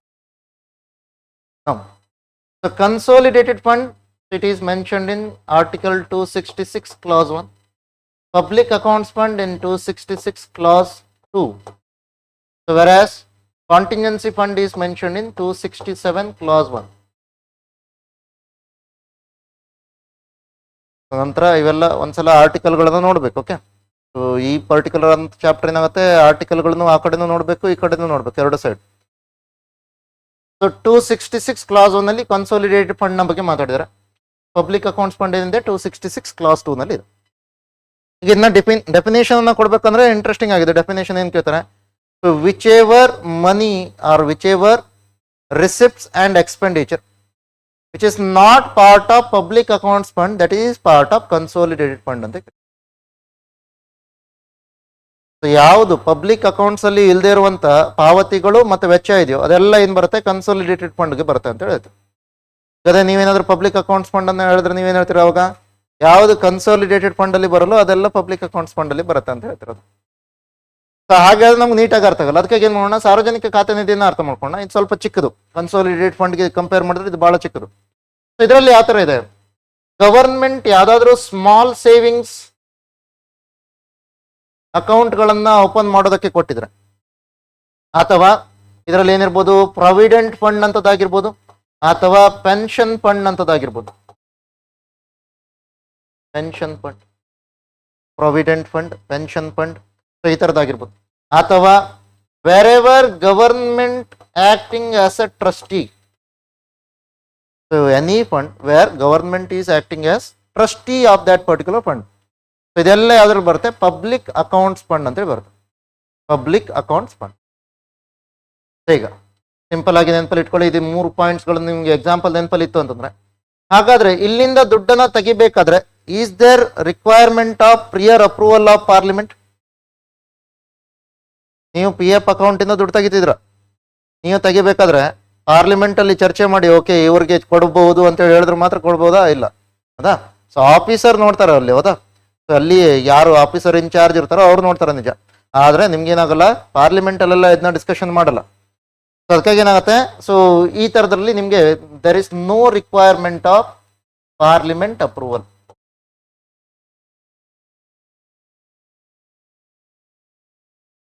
ಇಲ್ಲಿ ಟ್ರಸ್ಟಿಯಾಗಿ ಅಂತ ಹೇಳಿದಾಗ ನಾನು ಲಾಸ್ಟ್ 2 ವರ್ಷದಲ್ಲಿ ನಿಮಗೆ ಬಹಳ ಒಂದು ಪ್ರಾಬ್ಲಮ್ ಅಲ್ಲಿ ಅಥವಾ ಇಶ್ಯೂನಲ್ಲಿ ಇರುವಂತ ಒಂದು ಫಂಡ್ ಅನ್ನು ನೋಡ್ತೀವಿ. ಸೊ ಅದು ಯಾವ್ದು ಅಂತ ಕೇಳಿದಾಗ PM ಕೇರ್ಸ್ ಫಂಡ್ ಅಂತ ತಿಳ್ಕೊಂಡು, ಹೌದಾ? PM ಕೇರ್ಸ್ ಫಂಡ್ ಹೇಳಿಲ್ವಾ? ಸೊ ಕೋವಿಡ್ ಟೈಮಲ್ಲಿ so citizens assistance in cases of emergency situations ಅಂತ ಹೇಳಿತ್ತು, relief of emergency situation. So ಮೊದಲು ನಮ್ಗೇನಿತ್ತು PM ಇನ್ NRF ಅಂತೇಳಿ ಒಂದು ಫಂಡ್ ಇತ್ತು, ನ್ಯಾಷನಲ್ ರಿಲೀಫ್ ಫಂಡ್ ಅಂತ ಹೇಳ್ಕೊಂಡು. ಸೊ ರಾಷ್ಟ್ರೀಯ ವಿಪತ್ಕಾಲ ನಿಧಿ ಅಂತ ಕರಿಬೋದು. ಸೊ ಅಂದ್ರೆ ನ್ಯಾಚುರಲ್ ಕೆಲಾಮಿಟೀಸ್ ಏನಾದ್ರೂ ಆದಂತ ಸಂದರ್ಭದಲ್ಲಿ, ಸೊ ಆ ಸಂದರ್ಭದಲ್ಲಿ ಏನ್ ಮಾಡ್ಬೋದು, ಅಲ್ಲಿಂದ ದುಡ್ಡನ್ನ ಡೈರೆಕ್ಟ್ ಆಗಿ ನೀವು ಯೂಸ್ ಮಾಡ್ಬೋದು ಅಂತ. ಅದಕ್ಕೆ ಏನ್ ಮಾಡ್ಬೋದಿತ್ತು, ನಾವು ಇಂಡಿವಿಜುವಲ್ ಮೆಂಬರ್ಸ್ ಅಥವಾ ಕಂಪನಿಗಳು ಕೂಡ ಕಾಂಟ್ರಿಬ್ಯೂಟ್ ಮಾಡ್ಬೋದಿತ್ತು. ಆ ತರ ಕಾಂಟ್ರಿಬ್ಯೂಷನ್ ಮಾಡಿದಾಗ ಏನಿರುತ್ತೆ, ನಮಗೆ ಟ್ಯಾಕ್ಸ್ ಬೆನಿಫಿಟ್ಸ್ ಇರುತ್ತೆ. ಓಕೆ, ಸೊ ಅಲ್ಲಿ ಟ್ಯಾಕ್ಸ್ ಎಕ್ಸಂಪ್ಷನ್ ಅನ್ನ ಕೊಟ್ಟಿರ್ತಾರೆ. ಸೊ ಇದೇ ರೀತಿಯಲ್ಲಿ ನಿಮ್ಗೆ ಏನಾಗಿದೆ, PM ಕೇರ್ಸ್ ಅನ್ನು ಕೂಡ ತಂದರೆ. ಅದ್ರ NRF ಏನ್ ಕೆಲಸ ಮಾಡ್ತಿತ್ತು, ಸೊ ಎಕ್ಸಾಕ್ಟ್ ಅದೇ ತರದ ಕೆಲಸವನ್ನ PM ಕೇರ್ಸ್ ಕೂಡ ಮಾಡ್ತಾ ಇದೆ. ಸೊ ಓನ್ಲಿ ಥಿಂಗ್ ಏನಾಗಿದೆ, ಅಲ್ಲಿ ಸ್ಟ್ರಕ್ಚರ್ ಅಲ್ಲಿ ಚೇಂಜಸ್ ಆಗಿದೆ. ಸ್ಟ್ರಕ್ಚರ್ ಚೇಂಜಸ್ ಅಂದ್ರೆ ಏನು, ಮೆಂಬರ್ಸ್ ಕೇವಲ ಗವರ್ಮೆಂಟ್ ನವರು ಮಾತ್ರ ಇದ್ದಾರೆ. ಮೊದಲು PM NRF ಅಲ್ಲಿ ನಿಮ್ಗೆ ಯಾರ್ಯಾರಿದ್ರು ಅಂತ ಕೇಳಿದ್ರೆ ಗವರ್ಮೆಂಟ್ ಅಂದ್ರೆ ಪ್ರೈಮ್ ಮಿನಿಸ್ಟರ್ ಅದರ ಚೇರ್ಪರ್ಸನ್ ಆಗಿರ್ತಾರೆ. ಆದ್ರೆ ಇವನ್ ಏನಾಗಿತ್ತು, ಇಂಡಿಯನ್ ನ್ಯಾಷನಲ್ ಕಾಂಗ್ರೆಸ್ ನ ಅಧ್ಯಕ್ಷರು ಕೂಡ ಅಲ್ಲಿ ಭಾಗ ಆಗಿದ್ರು. ಯಾಕೆ ಅದು ಆತರ ಬಂತು, 1948 ಟೈಮಲ್ಲಿ ಅದನ್ನ ಕ್ರಿಯೇಟ್ ಮಾಡಿದ್ರು. ಆ ಟೈಮಲ್ಲಿ ನೀವೇನ್ ಮಾಡೋದಕ್ಕಾಗಲ್ಲ, ಇಂಡಿಯನ್ ಪೊಲಿಟಿಕಲ್ ಸಿಸ್ಟಮ್ ಅನ್ನ ಕಾಂಗ್ರೆಸ್ ಇಲ್ದೇನೆ ಊಹೆ ಮಾಡೋದಕ್ಕೂ ಕೂಡ ಸಾಧ್ಯ ಇಲ್ಲ. ಅದಕ್ಕಾಗಿ ಇಂಡಿಯನ್ ನ್ಯಾಷನಲ್ ಕಾಂಗ್ರೆಸ್ ನ ಅಧ್ಯಕ್ಷರು ಕೂಡ ಅಲ್ಲಿ ಭಾಗ ಆಗಿತ್ತು. ಸೊ ಅದರ ಜೊತೆಯಲ್ಲಿ there are several private companies like Tata. So ಈ ತರದೆಲ್ಲ ಕಂಪನಿಗಳ ಅಧ್ಯಕ್ಷರು ಕೂಡ ನಿಮ್ಗೆ ಏನಾಗ್ತಿದ್ರು, ಅದರ ಮೆಂಬರ್ ಆಗ್ತಿದ್ರು. ಆ ತರದೆಲ್ಲ NRF ನ ಒಳಗಡೆ. ಆದ್ರೆ PM ಕೇರ್ಸ್ ಅಲ್ಲಿ ನಿಮ್ಗೆ ಏನ್ ಕಾಣ್ತಾರೆ, ಸೊ ಪ್ರೈಮ್ ಮಿನಿಸ್ಟರ್ ಕಾಣ್ತಾರೆ, ಫೈನಾನ್ಸ್ ಮಿನಿಸ್ಟರ್, ಹೋಮ್ ಮಿನಿಸ್ಟರ್ ಮತ್ತೆ defence minister. So finance minister ಏನಾಗ್ತಾರೆ, ಚೇರ್ಪರ್ಸನ್. ಇವ್ರು 3 ಜನ ಏನ್ ಕರಿತೀವಿ, ಟ್ರಸ್ಟಿ ಅಂತ ಕರಿತೀವಿ. ಡಿಫೆನ್ಸ್ ಮಿನಿಸ್ಟರ್, ಫೈನಾನ್ಸ್ ಮಿನಿಸ್ಟರ್ ಮತ್ತೆ ಹೋಮ್ ಮಿನಿಸ್ಟರ್ನ ಸೊ ಇವ್ರೇನ್ ಮಾಡ್ತೀವಿ, ಟ್ರಸ್ಟಿ ಅಂತ ಕರಿತೀವಿ. ಸೊ ಅವರೆಲ್ಲ ಏನ್ ಮಾಡ್ತಾರೆ, PM ಕೇರ್ಸ್ ನ ಒಳಗಡೆ ನೋಡ್ತಾರೆ. ಆದ್ರೆ PM ಕೇರ್ಸ್ ನ ಸೊ ಟೋಟಲ್ ಆಗಿ ನೀವೇನಾದ್ರೂ ಅಬ್ಸರ್ವ್ ಮಾಡೋದಕ್ಕೆ ಹೋದ್ರೆ ಅದ್ರಲ್ಲಿ ಏನಿದೆ, so it is related to one specific reason. ಯಾವ್ದಕ್ಕೆ ಸಂಬಂಧಪಟ್ಟಿದೆ ಅಂತ ಕೇಳಿದಾಗ COVID-19 ರಿಲೀಫ್ಗೆ ಮಾತ್ರ ಸಂಬಂಧಪಟ್ಟಿದೆ. ಅದು ಬೇರೆ ಯಾವ್ದ್ರ ಬಗ್ಗೆನೂ ಕೂಡ ಮಾತಾಡಲ್ಲ, COVID-19 ರಿಲೀಫ್ನ ಬಗ್ಗೆ. ಅದೇ ಕಾರಣಕ್ಕಾಗಿ ಅಲ್ಲಿ ಬಂದಿರುವಂತಹ ದುಡ್ಡನ್ನು ನಾವೇನ್ ಮಾಡಿದ್ವಿ, ಕೋವಿಡ್ ವ್ಯಾಕ್ಸಿನ್ಗಳನ್ನ ಪರ್ಚೇಸ್ ಮಾಡೋದಕ್ಕೆ ಅಥವಾ ಆಕ್ಸಿಜನ್ ಕಾನ್ಸಂಟ್ರೇಟರ್ಗಳನ್ನ ಪರ್ಚೇಸ್ ಮಾಡೋದಕ್ಕೆ, ಸೊ ಈ ತರದಕ್ಕೆ ಯೂಸ್ ಮಾಡಿದ್ವಿ ಅದನ್ನ. ಓಕೆ, ಪಬ್ಲಿಕ್ ಹೆಲ್ತ್ ಕೇರ್ ಸಿಸ್ಟಮ್ಗೆ ಅವನ್ನೆಲ್ಲವನ್ನ ಯೂಸ್ ಮಾಡೋದಕ್ಕೆ ಯೂಸ್ ಮಾಡಿದ್ವಿ. ಅದು PM ಕೇರ್ಸ್. ಬಟ್ ಅನ್ಫಾರ್ಚುನೇಟ್ಲಿ ಅದು ಯಾಕೆ ನ್ಯೂಸ್ ಅಲ್ಲಿ ಇತ್ತು ಅಂತ ಕೇಳಿದಾಗ, ಸೊ ಒಬ್ರು ಏನ್ ಮಾಡ್ತಾರೆ, ಅದರ ರಿಲೇಟೆಡ್ RTI ಆಗ್ತಾರೆ. ನಿಮ್ಗೆ ಇಷ್ಟೆಲ್ಲ ದುಡ್ಡು ಬಂದಿದೆ, ಹೇಗೆ ಖರ್ಚು ಮಾಡಿದೀರಾ ಅನ್ನೋದನ್ನ ತಿಳಿಸಿ ಅಂತ ಹೇಳಿ. ಅವಾಗ ಏನಾಗ್ತಾರೆ, RTI ನ ಅಂಡ್ರಲ್ಲಿ ಅದು ಬರಲ್ಲ ಅಂತ ಹೇಳ್ತಾರೆ. Both PM NRF and PM cares fund it won't come under right to information act. Right to information act ನಲ್ಲಿ ಇಲ್ಲ ಅಂತ ಹೇಳೋದ್ರಿಂದ ಎಲ್ಲ ಏನಾಗುತ್ತೆ, ಟ್ರಾನ್ಸ್ಪರೆನ್ಸಿ ಇಶ್ಯೂನ ಪ್ರಾಬ್ಲಮ್ ಬರುತ್ತೆ. ಸೊ ಏನಕ್ಕೆ ಯೂಸ್ ಮಾಡಿದಾರೆ ಅನ್ನೋದು ಗೊತ್ತಿಲ್ಲ, ಸುಮ್ಮನೆ ಹೇಳ್ಬೋದು ಅಂತ ಹೇಳಿ ಆ ಥರದ ಒಂದು ಪ್ರಾಬ್ಲಮ್ ನೋಡಿ. ಅದು ನಿಮ್ಗೆ ಎಲ್ಲ ಕಾಣ್ತಾ ಇಲ್ಲ, ಅಕೌಂಟಬಿಲಿಟಿ ಸಿಕ್ಕಿಲ್ಲ. ಸೊ ಇನ್ನೂ ಕೂಡ ಅಕೌಂಟಬಿಲಿಟಿ ಸಿಕ್ಕಿಲ್ಲ. ಸೊ ನೆಕ್ಸ್ಟ್ ಕನ್ಸೋಲಿಡೇಟೆಡ್ ಫಂಡ್ ಅಂತ ನೋಡ್ತೀರಾ. ಅಗೇನ್ ಕನ್ಸೋಲಿಡೇಟೆಡ್ ಫಂಡ್, ಇದು ಸಾರ್ವಜನಿಕ ಖಾತೆ ನಿಧಿ ಅರ್ಥ ಆಯ್ತು. ಇದರಲ್ಲಿ ಇಲ್ದಿರೋದೆಲ್ಲ ಅದರಲ್ಲಿ ಇದೆ. ತೊಂದರೆ ಏನಾಗಿರ್ಬೋದು, ಫಾರ್ ಎಕ್ಸಾಂಪಲ್ ನಿಮ್ಗೆ ಟ್ಯಾಕ್ಸ್ ಬಂದ್ರೆ ಅಥವಾ ನೀವೇನಾದ್ರೂ ಪೆನಾಲ್ಟಿಯನ್ನ ಹಾಕಿದ್ರೆ, ಹೌದಾ? ಸೊ ಅಥವಾ ಇಲ್ಲೇನಾದ್ರೂ ನೀವು ಖರ್ಚು ಮಾಡ್ತೀರಾ ಅಂತಂದ್ರೆ ಇವನ್ನೇನು, ಸೊ ಖರ್ಚು ಮಾಡ್ತೀರಾ ಅಂದ್ರೆ ಎಂಪ್ಲಾಯಿ ಸ್ಯಾಲರಿ ಆಗಿರ್ಬೋದು, ಸೊ ಅಥವಾ ಮಿಲಿಟರಿ ರಿಲೇಟೆಡ್ ಎಕ್ಸ್ಪೆನ್ಸಸ್ ಆಗಿರ್ಬೋದು. ಈ ಥರ ಎಲ್ಲಾ ರೀತಿಯ ರಿಸಿಪ್ಟ್ಸ್, ಎಲ್ಲಾ ರೀತಿಯ ಎಕ್ಸ್ಪೆಂಡಿಚರ್, ಅದೆಲ್ಲ ಎಲ್ಲಿ ಬರುತ್ತೆ, ನಿಮಗೆ ಕನ್ಸೋಲಿಡೇಟೆಡ್ ಫಂಡ್ ಅಲ್ಲಿ ಕಾಣುತ್ತೆ. ಇನ್ನ ಯಾಕೆ ಹೇಳ್ತೀನಿ ಅಂತ ಕೇಳಿದಾಗ ಕೆಲವೊಂದು ಸಿಂಪಲ್ ಆದಂತ ಕ್ವಶನ್ ಬರುತ್ತೆ. ಸಿಂಪಲ್ ಕ್ವಶನ್ ಏನು, ಪ್ರೆಸಿಡೆಂಟ್ ಸ್ಯಾಲರಿ ಚಾರ್ಜ್ಡ್ ಅಪಾನ್, ಹೌದಾ? ಸೊ ಅವಾಗ ನೀವೇನ್ ನೋಡ್ಬೇಕು, consolidated fund, any government salary, government ಎಂಪ್ಲಾಯಿಗಳು ಯಾರದೇ ಇರ್ಬೋದು, ಅವ್ರ ಸ್ಯಾಲರಿ ಇಲ್ಲಿಂದ ಚಾರ್ಜ್ ಆಗುತ್ತೆ. So that will be consolidated fund of India. ಅದನ್ನ ನೋಡ್ಬೇಕು. ಅಗೇನ್ ಅವ್ರ ಸ್ಟೇಟ್ ಗವರ್ಮೆಂಟ್ ಎಂಪ್ಲಾಯಿನ ಅಥವಾ ಸೊ ಸೆಂಟ್ರಲ್ ಗವರ್ಮೆಂಟ್ ಎಂಪ್ಲಾಯಿನ. ಸ್ಟೇಟ್ ಗವರ್ಮೆಂಟ್ ಎಂಪ್ಲಾಯಿ ಆದ್ರೆ ಏನಾಗುತ್ತೆ, so consolidated fund of that particular state. So ಅದೇನಾದ್ರೂ ಸೆಂಟ್ರಲ್ ಗವರ್ಮೆಂಟ್ ಎಂಪ್ಲಾಯೀಸ್ ಆದ್ರೆ ಅವಾಗ ಏನಾಗುತ್ತೆ, ಅದು consolidated fund of central government ಅಥವಾ ಇಂಡಿಯಾ. ಸೊ ಈ ತರದನ್ನ ನೀವು ಇದ್ರ ಒಳಗೊಂಡು. ಹಾಗಾದ್ರೆ ಇಲ್ಲಿಂದ ನೀವೇನಾದ್ರೂ ದುಡ್ಡನ್ನ ತೆಗಿಬೇಕು ಅಂತಂದ್ರೆ ಇಲ್ಲಿ ಪ್ರಿಯರ್ ಅಪ್ರೂವಲ್ ರಿಕ್ವೈರ್ಮೆಂಟ್ ಇದೆಯಾ? ಇಲ್ಲಿ ನೀವು ಸ್ವಲ್ಪ ದುಡ್ಡು ತೆಗಿತೀರಾ, 1 ರೂಪಾಯಿ ತೆಗಿತೀರಾ ಅಂದ್ರೂ ಕೂಡ ಏನ್ ಬೇಕು, ಪಾರ್ಲಿಮೆಂಟ್ ನ ಅಪ್ರೂವಲ್ ಬೇಕು. There is a requirement of parliament approval. But ಅದರ ಇದರಲ್ಲಿ 2 ಟೈಪ್ ಇದೆ. 2 ಟೈಪ್ ಅಂದ್ರೇನು, ಪ್ರತಿ ಸಲ ಅಪ್ರೂವಲ್ ಬೇಕಾಗಿರೋದು, ಕೆಲವೊಂದಕ್ಕೆ ಒಂದೇ ಸಲ ಅಪ್ರೂವಲ್ ಕೊಟ್ಟರೆ ಸಾಕು. ಫಾರ್ ಎಕ್ಸಾಂಪಲ್ ಈಗ ಪ್ರೆಸಿಡೆಂಟ್ ಸ್ಯಾಲ್ರಿ ಅಥವಾ ಪ್ರೈಮ್ ಮಿನಿಸ್ಟರ್ ಸ್ಯಾಲ್ರಿ ಅಂತಂದಾಗ ನೀವು ಪ್ರತಿ ತಿಂಗಳು ಅದನ್ನ ಡಿಸ್ಕಷನ್ ಮಾಡೋ ಅವಶ್ಯಕತೆ ಇಲ್ಲ. ಸೊ ಒಂದ್ಸಲ ನೀವು ಡಿಸ್ಕಷನ್ ಮಾಡಿದಿರಾ what is the emolument should be given to this particular position ಅಂತ ಹೇಳ್ಕೊಂಡು ಆಲ್ರೆಡಿ ಡಿಸ್ಕಷನ್ ಮಾಡಿ ಸೊ ಅದನ್ನ ಏನು ಮಾಡಿದಿರಾ, ಸೊ ಅದನ್ನು ಫಿಕ್ಸ್ ಮಾಡಿದಿರಾ. ಈಗ ಅದೇನಾಗುತ್ತೆ, ಪ್ರತಿ ತಿಂಗಳು ಅಷ್ಟು ಹೋಗ್ತಾ ಇರುತ್ತೆ, ಅದನ್ನ ಮತ್ತೆ ನೀವು ಕೇಳೋಲ್ಲ. ಅದನ್ನ ನಾರ್ಮಲ್ ಆಗಿ ಏನು ಕರಿತೀವಿ, ಎಕ್ಸ್ಪೆಂಡಿಚರ್ ಚಾರ್ಜ್ ಅಂತೇಳಿ ಕರಿತೀವಿ, ಎಕ್ಸ್ಪೆಂಡಿಚರ್ ಚಾರ್ಜ್. ಈಗ ನೀವೇನಾದ್ರು ರಫೇಲ್ ಯುದ್ಧ ವಿಮಾನದಂತ ಸೊ ಇದನ್ನ ಖರೀದಿ ಮಾಡಬೇಕು ಅಂತೇಳಿ ಹೋಗ್ತೀರಾ ಅಂತಂದ್ರೆ so then it will be expenditure made ಅಂತ ಕರಿತೀವಿ. ಅದಕ್ಕೆ ನೀವೇನ್ ಮಾಡಬೇಕು, ಪ್ರತಿ ಸಲ ತಗೋಬೇಕು ದುಡ್ಡನ್ನು ಅಂದ್ರೂ ಕೂಡ ನೀವು ಮತ್ತೆ ಅದನ್ನ ಏನ್ ಮಾಡಬೇಕು, ಪಾರ್ಲಿಮೆಂಟ್ ಅಲ್ಲಿ ಅಪ್ರೂವಲ್ ಅನ್ನ ಪಡ್ಕೋಬೇಕು. ಸೊ ಆ ತರದನ್ನ ನೋಡ್ತೀವಿ ನಾವು. ಇದು ಕನ್ಸೋಲಿಡೇಟೆಡ್ ಫಂಡ್. ಈಗ ಕ್ವಶನ್ ಏನ್ ಬರುತ್ತೆ, ಇದ್ರಲ್ಲಿ ಇಲ್ದಿರೋದೆಲ್ಲ ಇದ್ರಲ್ಲಿದೆ, ಇದ್ರಲ್ಲಿ ಇಲ್ದಿರೋದೆಲ್ಲ ಇದ್ರಲ್ಲಿದೆ, ಹಾಗಾದ್ರೆ ಇದು ಏನಿದು ಅದ ಇದು ಯಾವ್ದು, ಕಂಟಿಂಜೆನ್ಸಿ ಫಂಡ್ ಅಂದ್ರೆ ಅಗೇನ್ ನೆನಪಲ್ಲಿ ಇಟ್ಕೋಬೇಕು, ಎಮರ್ಜೆನ್ಸಿ ಹೇಳಿದ್ನಲ್ಲ ಆಲ್ರೆಡಿ, RBI ನ ಸಂದರ್ಭದಲ್ಲಿ ಹೇಳಿದ್ವಿ ನೋಡಿ, ಕಾಂಟಿಂಜೆನ್ಸಿ ಫಂಡ್ ಆಫ್ RBI ನ ಬಗ್ಗೆ ಮಾತಾಡಿದ್ವಿ. ಅದೇ ರೀತಿಯಲ್ಲಿ ನಮ್ಗೆ ಏನಿದೆ, ಗವರ್ಮೆಂಟ್ಗೂ ಕೂಡ ಇದೆ. ಎಮರ್ಜೆನ್ಸಿ ಸಿಚುವೇಶನ್ ಅಲ್ಲಿ ಅಂದ್ರೆ ಏನು, it may be related to war, external aggression, internal armed rebellion, or it may be related to natural calamities, public health issues. ಈ ತರದೆಲ್ಲ ಇದ್ದಾಗ್ಲೂ ಕೂಡ ನೀವೇನ್ ಮಾಡೋದಕ್ಕಾಗಲ್ಲ, ಪಾರ್ಲಿಮೆಂಟ್ ನ ಸಭೆ ಸೇರಿಸಿ ನಂತರ ದುಡ್ಡು ತೆಗೆಯೋದಕ್ಕಾಗಲ್ಲ. ಅದು ನಿಮ್ಗೇನಾಗುತ್ತೆ, ಇಮಿಡಿಯೇಟ್ ಆಗಿ ಆಕ್ಟ್ ಮಾಡ್ಬೇಕಾಗಿರುತ್ತೆ. ಸೊ ಆವಾಗ ನೀವೇನ್ ಮಾಡ್ತೀರಾ, ಒಂದಿಷ್ಟು ದುಡ್ಡನ್ನ ಹಾಗೆ ಕಾರ್ಪಸ್ ಅಮೌಂಟ್ ಅಂತ ಹೇಳ್ಕೊಂಡು ಸೈಡ್ಗೆ ಇಟ್ಟಿರ್ತೀರ, ಅದನ್ನ ಏನ್ ಮಾಡ್ತೀರಾ, ಈ ತರದ ಎಮರ್ಜೆನ್ಸಿ ಪರ್ಪಸ್ಗಾಗಿ ಯೂಸ್ ಮಾಡ್ತೀರಾ. ಸೊ ಇದನ್ನ ಕಾಂಟಿಂಜೆನ್ಸಿ ಫಂಡ್ ಅಲ್ಲಿ ನೋಡ್ತೀವಿ. ಅರ್ಲಿಯರ್ ಕಾಂಟಿಂಜೆನ್ಸಿ ಫಂಡ್ ಅಲ್ಲಿ ನಿಮ್ಗೆ ಏನಿತ್ತು, ಕೇವಲ 500 ಕೋಟಿ ರೂಪಾಯಿ ಇತ್ತು. So now it has been increase to 30,000 crore. Okay, ಈಗ ಅದನ್ನ ಏನ್ ಮಾಡಿದ್ದಾರೆ, 30,000 ಕೋಟಿಗೆ ಇನ್ಕ್ರೀಸ್ ಮಾಡಿದ್ದಾರೆ. 30,000 ಕೋಟಿ ಅಷ್ಟನ್ನ ನೀವೇನ್ ಮಾಡ್ಬೋದು, ಇದರಿಂದ ತೆಗಿಬಹುದು. ಅಗೇನ್ ಸೊ ಇಲ್ಲಿ ಖರ್ಚು ಮಾಡಿದ ನಂತರ once we made a expenditure, then parliament approval is needed. Parliament approval needed. Okay, parliament approval after expenditure ಅಂತ ಹೇಳ್ತಾರೆ.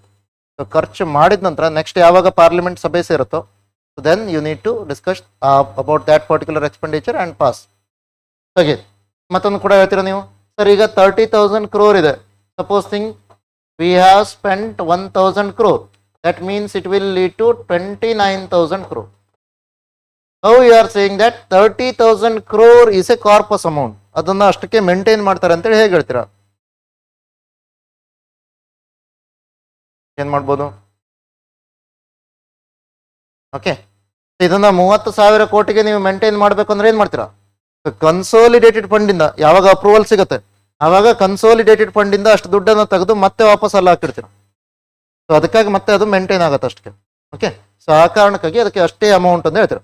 ಇಲ್ಲದೇ ಇದ್ರೆ ನಿಮ್ಗೆ ಏನು ಅನ್ಸ್ಬಿಡುತ್ತೆ, ಓಕೆ 30,000 ಕೋಟಿ ಇತ್ತು, ಸೊ ಇದು ಪೂರ್ತಿ ಕಡಿಮೆ ಆಗಿ 0 ಕೂಡ ಆಗ್ಬೋದಲ್ಲ ಯಾವ್ದೋ ಟೈಮ್ಗೆ, ಇಲ್ಲ ಆಗಲ್ಲ, ಮತ್ತೆ ವಾಪಸ್ ಏನ್ ಮಾಡ್ತೀವಿ, ಕನ್ಸೋಲಿಡೇಟ್ ಫಂಡ್ ಇಂದ ಅದನ್ನ ರೀಚಾರ್ಜ್ ಮಾಡ್ತಾ ಇರ್ತೀವಿ. ಸೊ ಇದು 3 ಟೈಪ್ನ ಫಂಡ್ಗಳು. ಈಗ ನೆಕ್ಸ್ಟ್ ಬರೋಣ. ಸೊ ಆನ್ಯುವಲ್ ಫೈನಾನ್ಷಿಯಲ್ ಸ್ಟೇಟ್ಮೆಂಟ್ ಅಥವಾ ಸೊ ಓವರ್ ಆಲ್ ಈ ಡಾಕ್ಯುಮೆಂಟ್ ಅನ್ನ ನಾವೇನ್ ಕರಿತೀವಿ, ಜನರಲ್ ಆಗಿ ಕರಿಬೇಕಾದ್ರೆ ಬಜೆಟ್ ಅಂತ ಕರಿತೀವಿ. ಸೊ ಬಜೆಟ್ ಅನ್ನೋದಕ್ಕೆ ಮೀನಿಂಗ್ ಏನಾದ್ರೂ ನೀವು ನೋಡೋದಕ್ಕೆ ಹೋದ್ರೆ ಅದೇನು ಲೆದರ್ ಬ್ಯಾಗ್ ಅನ್ನೋಂಥ ಮೀನಿಂಗ್ ಬರುತ್ತೆ ಅಷ್ಟೇ, ಮತ್ತೇನಿಲ್ಲ ಅದಕ್ಕೆ ಬಜೆಟ್ ಅನ್ನೋದು. ಸೊ ಫ್ರೆಂಚ್ ವರ್ಡ್ ಬೊಗೆಟ್ ಅನ್ನೋದ್ರಿಂದ ಬಂದಿರೋದು, ಸೊ ಅದು ಬಜೆಟ್ ಅಂತ ಕರಿತೀವಿ. ನಾರ್ಮಲ್ ಆಗಿ ಎಲ್ಲಾ ದೇಶದಲ್ಲಿ ಕೂಡ ನಿಮ್ಗೆ ಏನ್ ಕಾಣ್ತಾ ಇದ್ರು, ಸೊ ಅಲ್ಲಿ ಏನು ಲಾಸ್ಟ್ಗೆ ಆನ್ಯುವಲ್ ಫೈನಾನ್ಷಿಯಲ್ ಸ್ಟೇಟ್ಮೆಂಟ್ ಅನ್ನ ತರ್ತಾ ಇದ್ರು, ಅದನ್ನ ಚರ್ಮದ ಚೀಲದ ಒಳಗಡೆ ತರ್ತಿದ್ರು ಅನ್ನೋ ಕಾರಣಕ್ಕಾಗಿ ಅದನ್ನ ಏನ್ ಮಾಡಿಬಿಟ್ಟಿದ್ದಾರೆ, ಸೊ ಪಾಪ್ಯುಲರ್ ಆಗಿ ಬಜೆಟ್ ಅಂತೇಳಿ ಕರೆಯೋದಕ್ಕೆ ಸ್ಟಾರ್ಟ್ ಮಾಡಿದ್ರು. ಸೊ ದಟ್ಸ್ ವೈ ಬಜೆಟ್ ಅನ್ನೋ ಟರ್ಮ್ ನಮ್ಮ ಕಾನ್ಸ್ಟಿಟ್ಯೂಷನ್ ನ ಒಳಗಡೆ ಇಲ್ಲ, ಇಟ್ ಹ್ಯಾಸ್ ನೆವರ್ ಮೆನ್ಷನ್, ಎಲ್ಲಿಯೂ ಕೂಡ ಅದನ್ನ ಮೆನ್ಷನ್ ಮಾಡಿಲ್ಲ. But we have mention it as annual financial statement, ವಾರ್ಷಿಕ ಆಯವ್ಯಯ ಅಂತ ಕರಿಬಹುದು. So normally with in 1 year's annual financial statement we will have 3 financial year data, 3 ವರ್ಷದ ಡಾಟಾ ಇರುತ್ತೆ.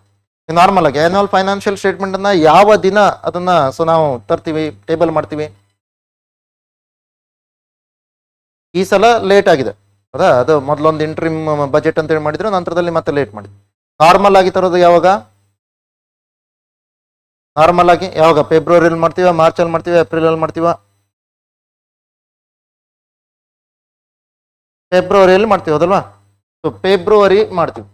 ಮೊದಲು ಇದನ್ನ ಫೆಬ್ರವರಿ ಲಾಸ್ಟ್ ವರ್ಕಿಂಗ್ ಡೇ ಮಾಡ್ತಿದ್ವಿ, ಈಗ ಏನ್ ಮಾಡ್ತಿದ್ವಿ, ಇದನ್ನ ಫೆಬ್ರವರಿ ಫಸ್ಟ್ ವರ್ಕಿಂಗ್ ಡೇ ಮಾಡ್ತಾ ಇದೀವಿ. February first working day. So ಈಗ ಸಪೋಸ್ ಥಿಂಕ್ ಮಾಡಿ 2024 ನೀವು ತಗೋತೀರಾ ಅಂತಂದ್ರೆ ಫೆಬ್ರವರಿ 2024ಗೆ. ಸೊ 23-24 ಫೈನಾನ್ಷಿಯಲ್ ಇಯರ್ ಏನಾದರೂ ಎಂಡ್ ಆಗಿದೆಯಾ?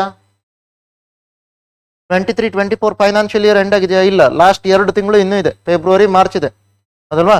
ಅದರ ಜೊತೆಯಲ್ಲಿ ನಿನ್ನೆ ತನಕ ಆಗಿರೋ ಡಾಟಾ ನಿಮ್ಗೆ ಸಿಕ್ಕಿರಲ್ಲ, ಅದಕ್ಕೆ ಜನವರಿ ಡಾಟಾನು ಕೂಡ ನಿಮ್ಗೆ ಸಿಕ್ಕಿರಲ್ಲ. ನಾರ್ಮಲ್ ಆಗಿ ಡಿಸೆಂಬರ್ ತನಕದ ಡಾಟಾವನ್ನು ನೀವು ನೀಟಾಗಿ ಇಟ್ಕೊಂಡಿರ್ತೀರಿ.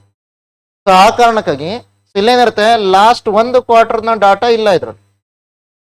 ಲಾಸ್ಟ್ 3 ತಿಂಗಳ ಡಾಟಾ ಇಲ್ಲ ನಿಮ್ಗೆ, ಡಿಸೆಂಬರ್ ತನಕದ ಡಾಟಾ ಇದೆ. ಸೊ ಇನ್ನು ನಾರ್ಮಲ್ ಆಗಿ ಇದನ್ನ ಡಿಸ್ಕಷನ್ ಮಾಡ್ಬೇಕಾದ್ರೆ ಏನ್ ಮಾಡ್ತೀವಿ, ಮುಂದಿನ ವರ್ಷದ ಎಸ್ಟಿಮೇಷನ್ ಅನ್ನು ಹೇಳೋದಕ್ಕೆ ಟ್ರೈ ಮಾಡ್ತೀವಿ.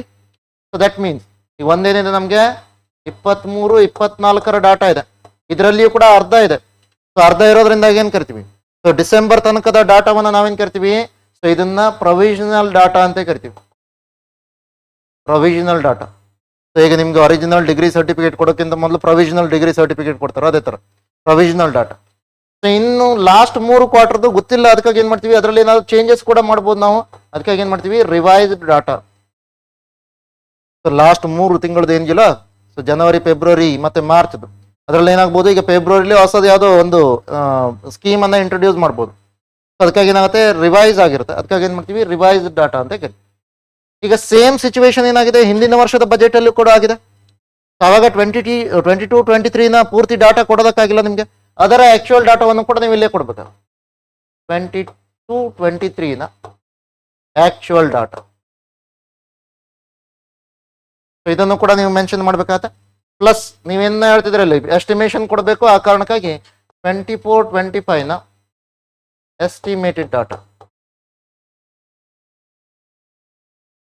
ಇದು 3 ವರ್ಷದ ಫೈನಾನ್ಷಿಯಲ್ ಇಯರ್ನ ಡಾಟಾಗಳನ್ನ ನೀವೇನ್ ಮಾಡಬೇಕು, ಒಂದು ಬಜೆಟ್ನ ಒಳಗಡೆ ಹೇಳ್ಬೇಕು. ಸೊ ಬಜೆಟ್ನ ಒಳಗಡೆ ಈ ಥರದ್ದು ಓಕೆ. ಸೊ ಬಜೆಟ್ನ ಒಳಗಡೆ ನಾರ್ಮಲ್ ಆಗಿ ನಿಮ್ಗೆ ಏನಿರುತ್ತೆ, 4 ಕಾಲಮ್ ಇರುತ್ತೆ.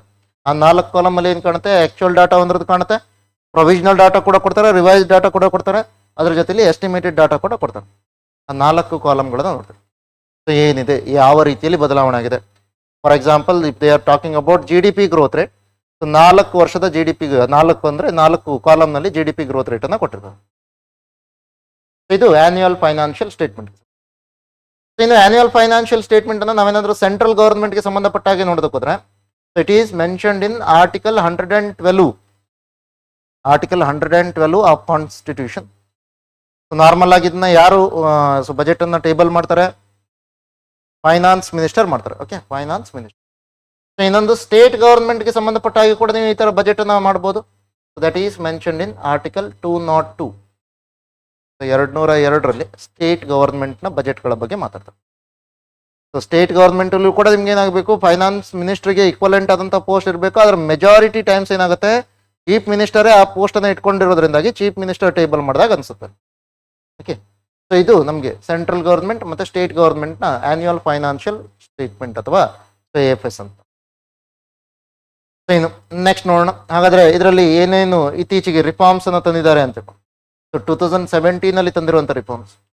ನ್ಯಾಷನಲ್ ಇನ್ಕಮ್ ಅಲ್ಲಿ 2015 ರಿಫಾರ್ಮ್ಸ್ ಮಾಡಿದ್ರು, ಹೌದಾ. ಇದರಲ್ಲಿ 2017 ರಿಫಾರ್ಮ್ಸ್ ಏನೇನನ್ನ ಮಾಡಿದ್ದಾರೆ.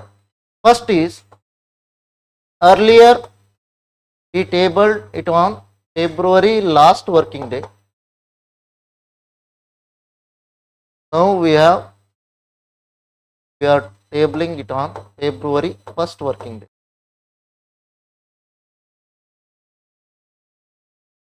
ಫೆಬ್ರವರಿ ಮೊದಲ ಕೆಲಸದ ದಿನ ಅಂತ ಹೇಳಿದ್ವಿ. ನೆಕ್ಸ್ಟ್ ಮತ್ತೆ ನಾನು ಚೇಂಜ್ ಮಾಡಿದೀವಿ ಅಂತ ಕೇಳಿದಾಗ, second one is from 2017 onwards we have merged railway budget into general budget.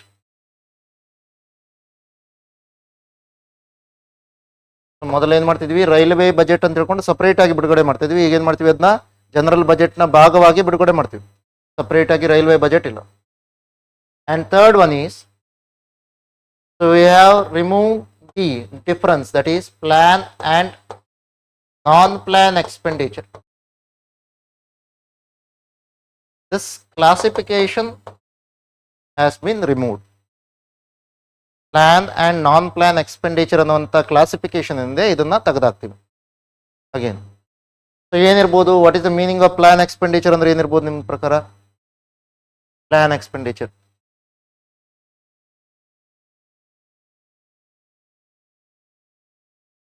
Okay. So ಒಂದು ರೀತಿಯಲ್ಲಿ ಪ್ಲಾನ್ ಎಕ್ಸ್ಪೆಂಡಿಚರ್ ಅಂದ್ರೆ ಏನು, ಒಂದಿಷ್ಟು ಸ್ಕೀಮ್ ತಂದಿದ್ವಿ ಅದಕ್ಕೆ ಎಷ್ಟು ಖರ್ಚಾಗತ್ತೆ ಅಂತೇಳಿ ನೋಡೋದು. ನಾನ್ ಪ್ಲಾನ್ ಎಕ್ಸ್ಪೆಂಡಿಚರ್ ಅಂತಂದ್ರೆ ಸೊ ಮಿನಿಸ್ಟರ್ ಎಲ್ಲ ಎಷ್ಟು ಟೀ ಕುಡಿತಾರೆ, ಎಷ್ಟು ಬಿಸ್ಕೆಟ್ ತಿಂತಾರೆ ಗೊತ್ತಿಲ್ಲ ಅನ್ನೋದು, ಆ ಥರದ. ಆ ಥರ ಅಲ್ಲ. ಓಕೆ, ನೀವು ಭಾಳ ಡೀಪ್ ಆಗಿ ಥಿಂಕ್ ಮಾಡ್ತೀರಾ. ಇದ್ರ ಆ್ಯಕ್ಚುಲಿ ಇರೋದೇನು ಭಾಳ ಸರ್ಫೇಸ್ ಲೆವೆಲ್ ಇದೆ.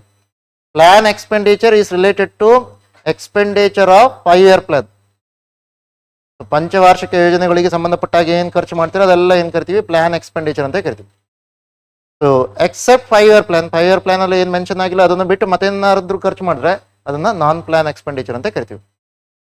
ಇದನ್ನ ಯಾಕೆ 2017 ಎಂಡ್ ಮಾಡಿದೀವಿ ಅಂತಂದ್ರೆ 2017 our last 5 year plan, 5 year plan 12th 5 year plan end ಆಗಿರೋದು 2017 ಅಲ್ಲಿ.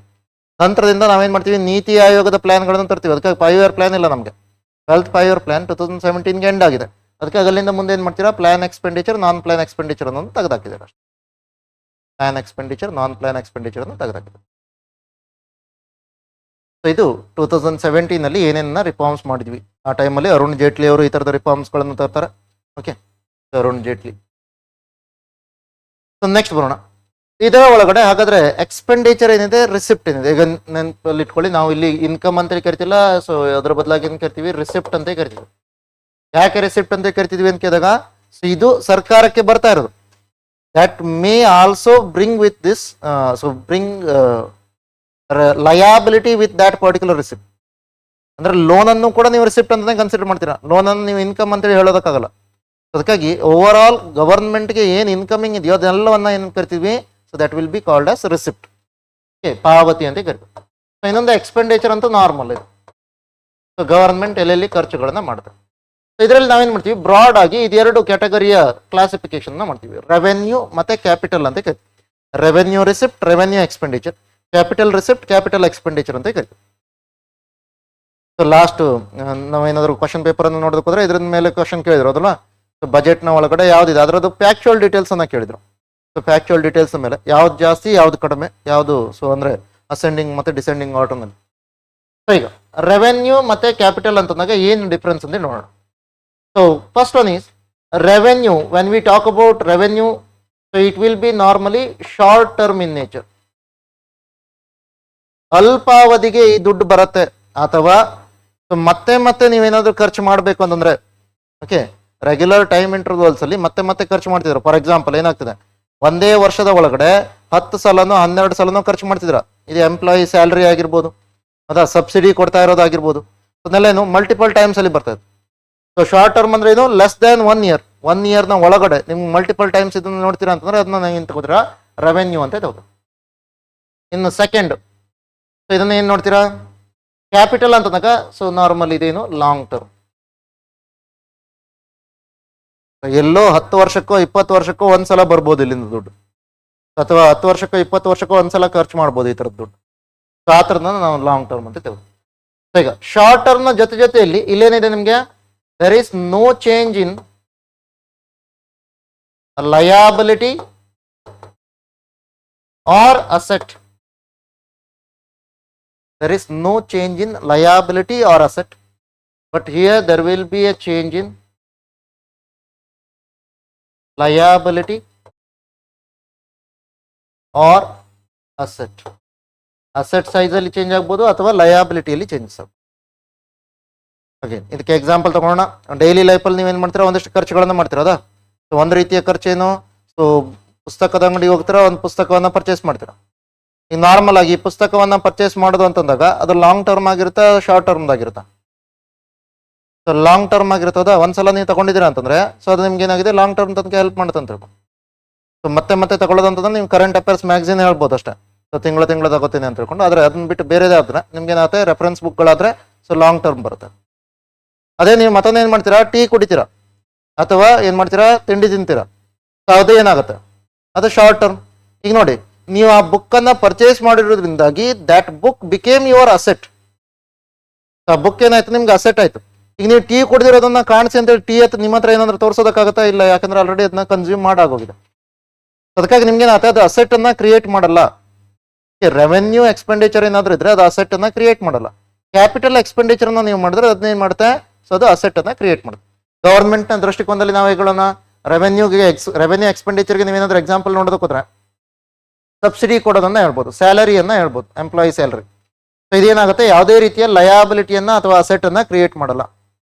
ಓಕೆ, ನೀವು ಎಷ್ಟು ತಿಂಗಳುಗಳ ತನಕ ಅವ್ರಿಗೆ ಸ್ಯಾಲರಿ ಕೊಡ್ತೀರಾ ಅಲ್ಲಿ ತನಕ ಕೆಲಸ ಮಾಡ್ತಾರೆ ಅವ್ರು ಅಷ್ಟೇ. ಅದರ್ವೈಸ್ ನಂತರ ಏನ್ ಮಾಡ್ಬಿಡ್ತಾರೆ, ನೀವೇನಾದ್ರು ಕೊಡಲ್ಲ ಅಂತಂದ್ರೆ ಬಿಟ್ಬಿಡ್ತಾರೆ ಅವರು. ಸೊ ಆ ಕಾರಣಕ್ಕಾಗಿ ಅದು ನಿಮ್ಗೆ ಏನ್ ಮಾಡಲ್ಲ, ಅಸೆಟ್ ಅನ್ನ ಅಥವಾ ಲಯಾಬಿಲಿಟಿಯನ್ನ ಕ್ರಿಯೇಟ್ ಮಾಡಲ್ಲ. ಸೊ ಆದ್ರೆ ನೀವೇನಾದ್ರೂ ಒಂದು ಡ್ಯಾಮ್ ಅನ್ನ ಕನ್ಸ್ಟ್ರಕ್ಷನ್ ಮಾಡ್ತೀರಾ, ರೋಡ್ ಅನ್ನ ಕನ್ಸ್ಟ್ರಕ್ಷನ್ ಮಾಡ್ತೀರಾ, ರಫೇಲ್ ನಂತ ಯುದ್ಧ ವಿಮಾನಗಳನ್ನ ಖರೀದಿ ಮಾಡ್ತೀರಾ, so that will create assets. Okay, ಅದೇನ್ ಮಾಡುತ್ತೆ, ನಿಮ್ಗೆ ಅಸೆಟ್ಸ್ ಅನ್ನ ಕ್ರಿಯೇಟ್ ಮಾಡ್ಕೊಡುತ್ತೆ. ಸೊ ಅದು ನಿಮ್ಗೆ ಕ್ಯಾಪಿಟಲ್ ನೋಡೋಣ. ಈಗ ಲಯಾಬಿಲಿಟಿ ಅಂದ್ರೆ ಏನು, ಲಯಾಬಿಲಿಟಿ ಅಂತಂದಾಗ so there is a responsibility to return it back ಅಂತ ಹೇಳ್ಕೊಂಡು. ಸೊ ಈಗ ಯಾರು ಈ ಸ್ಯಾಲ್ರಿಯನ್ನು ತಗೊಂಡಿದಾರೋ ಸ್ಯಾಲ್ರಿ ವಾಪಸ್ ಕೊಡಬೇಕು ಅನ್ನೋದು ಏನಾದ್ರು ಲಯಾಬಿಲಿಟಿ ಇದೆಯಾ? ಇಲ್ಲ. ಗವರ್ಮೆಂಟ್ಗೆ ಟ್ಯಾಕ್ಸ್ ಬರುತ್ತೆ, ಟ್ಯಾಕ್ಸ್ ಅನ್ನ ವಾಪಸ್ ಅವ್ರಿಗೆ ಕೊಡಬೇಕು ಅನ್ನೋಂಥ ಲಯಾಬಿಲಿಟಿ ಇದೆಯಾ? ಇಲ್ಲ. But there is a responsibility. Okay, so tax ಅನ್ನ ಕರೆಕ್ಟ್ ಆಗಿ ಯುಟಿಲೈಸ್ ಮಾಡಬೇಕು ಅನ್ನೋಂಥ ರೆಸ್ಪಾನ್ಸಿಬಿಲಿಟಿ ಇದೆ ಗುಡ್ ಗವರ್ನೆನ್ಸ್ ನ ಒಳಗಡೆ. ಸೊ ಆದ್ರೆ ನಿಮ್ಗೆ ಅಲ್ಲಿ ಯಾವುದೇ ರೀತಿಯ ಲಯಾಬಿಲಿಟಿ ಇಲ್ಲ. ಲಯಾಬಿಲಿಟಿ ಅಂದ್ರೆ ಏನು, ಇವತ್ತು ನಾನು ನಿಮ್ಮ ಹತ್ರದಿಂದ 1,000 ತಗೊಂಡ್ರೆ ನಿಮ್ಗೆ ಅದನ್ನ ವಾಪಸ್ ಕೊಡಬೇಕು ಅನ್ನೋದೇನಿಲ್ಲ, ಅದನ್ನ ಲಯಾಬಿಲಿಟಿ ಅಂತ ಕರಿತೀವಿ. ಓಕೆ, ರೀಪೇಮೆಂಟ್ ಮಾಡೋದು. ಸೊ ಅದನ್ನ ನಾವು ಇಲ್ಲಿ ನಿಮ್ಗೆ ಏನಾಗಲ್ಲ, ರೆವೆನ್ಯೂ ಎಕ್ಸ್ಪೆಂಡಿಚರ್ ಆಗಿರ್ಬೋದು, ರೆವೆನ್ಯೂ ರಿಸಿಪ್ಟ್ ಆಗಿರ್ಬೋದು, there is no change in asset or liability. But in case of this loan ಅನ್ನ ತಗೋತಿದ್ದೀರಾ, ನೀವು ಲೋನ್ ತಗೋತಿದ್ದೀರಾ ಅಂದ್ರೆ ಏನಾಯ್ತು, ಇಮಿಡಿಯೇಟ್ ಆಗಿ ಸೊ ನೀವು ಅದನ್ನ ವಾಪಸ್ ತೀರಿಸಬೇಕು, ಲಯಾಬಿಲಿಟಿ ಇದೆ. ಸೊ ಅದೇನಾದ್ರೂ ಕ್ಯಾಪಿಟಲ್ ರಿಸಿಪ್ಟ್ ಬಂದ್ರೆ ಸೊ ಗವರ್ಮೆಂಟ್ಗೆ ಏನಾಗುತ್ತೆ, ಲಯಾಬಿಲಿಟಿ ಜಾಸ್ತಿ ಆಗುತ್ತೆ. ಇವರು ಬೇರೆಯವ್ರಿಗೆ ಸಾಲ ಕೊಟ್ರೆ ಇವ್ರ ಲಯಾಬಿಲಿಟಿ ಕಡಿಮೆ ಆಗುತ್ತೆ, ಅಥವಾ ಅದನ್ನ ರೀಪೇ ಮಾಡಿದ್ರೆ ಲಯಾಬಿಲಿಟಿ ಕಡಿಮೆ ಆಗುತ್ತೆ. ಸೊ ಈ ತರದ ಏನಿಲ್ಲ ಅದನ್ನ ನಾವು ನೋಡ್ತೀವಿ ಕ್ಯಾಪಿಟಲ್ನ ಒಳಗಡೆ. ರೆವೆನ್ಯೂ ಮತ್ತೆ ಕ್ಯಾಪಿಟಲ್ ಅಂದಾಗ ಏನು ಅನ್ನೋದು ಗೊತ್ತಿಲ್ಲ. ನೆಕ್ಸ್ಟ್ ಬರೋಣ, ಹಾಗಾದ್ರೆ ಇಂಡಿವಿಜುವಲ್ 1 by 1 ನೋಡ್ತಾ ಹೋಗೋಣ. ಅದರಲ್ಲಿ ಮೊದಲನೇ ಏನು ನೋಡ್ತೀನಿ, ರೆವೆನ್ಯೂ ರೆಸಿಪ್ಟ್. ರೆವೆನ್ಯೂ ರೆಸಿಪ್ಟ್ಗೆ ಯಾವ್ಯಾವುದನ್ನ ಎಕ್ಸಾಂಪಲ್ ಆಗಿ ತಗೋಬಹುದು, major part will be tax.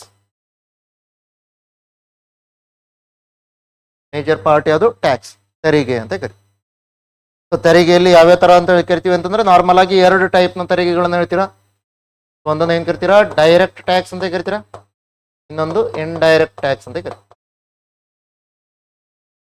Direct tax ಮತ್ತೆ ಇಂಡೈರೆಕ್ಟ್ ಟ್ಯಾಕ್ಸ್ ಇದನ್ನ ಯಾವ ರೀತಿಯಲ್ಲಿ ನಾವು ಕ್ಲಾಸಿಫೈ ಮಾಡೋದು, ಯಾವ್ದನ್ನ ಡೈರೆಕ್ಟ್ ಟ್ಯಾಕ್ಸ್ ಅಂತ ಕರಿಬಹುದು, ಯಾವ್ದನ್ನ ಇಂಡೈರೆಕ್ಟ್ ಟ್ಯಾಕ್ಸ್ ಅಂತ ಕರಿಬಹುದು.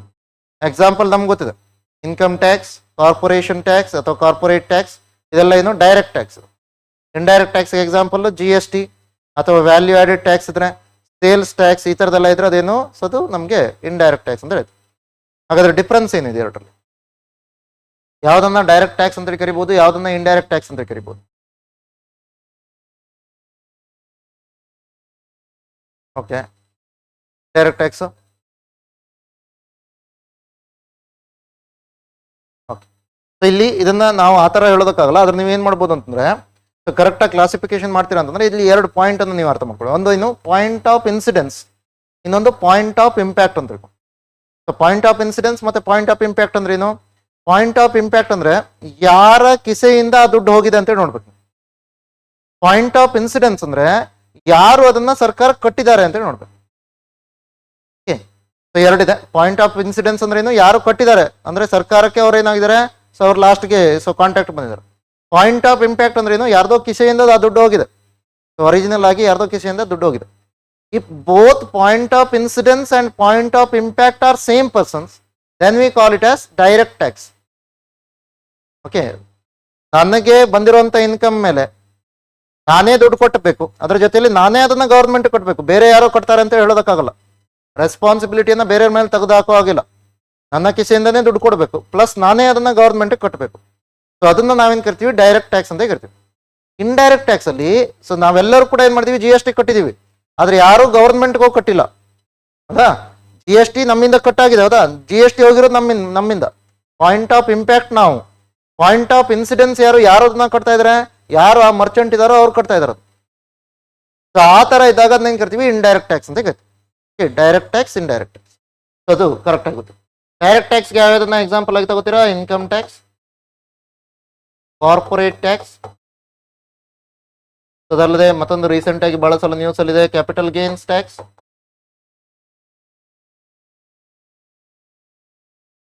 Capital gains tax. Okay, securities transaction tax,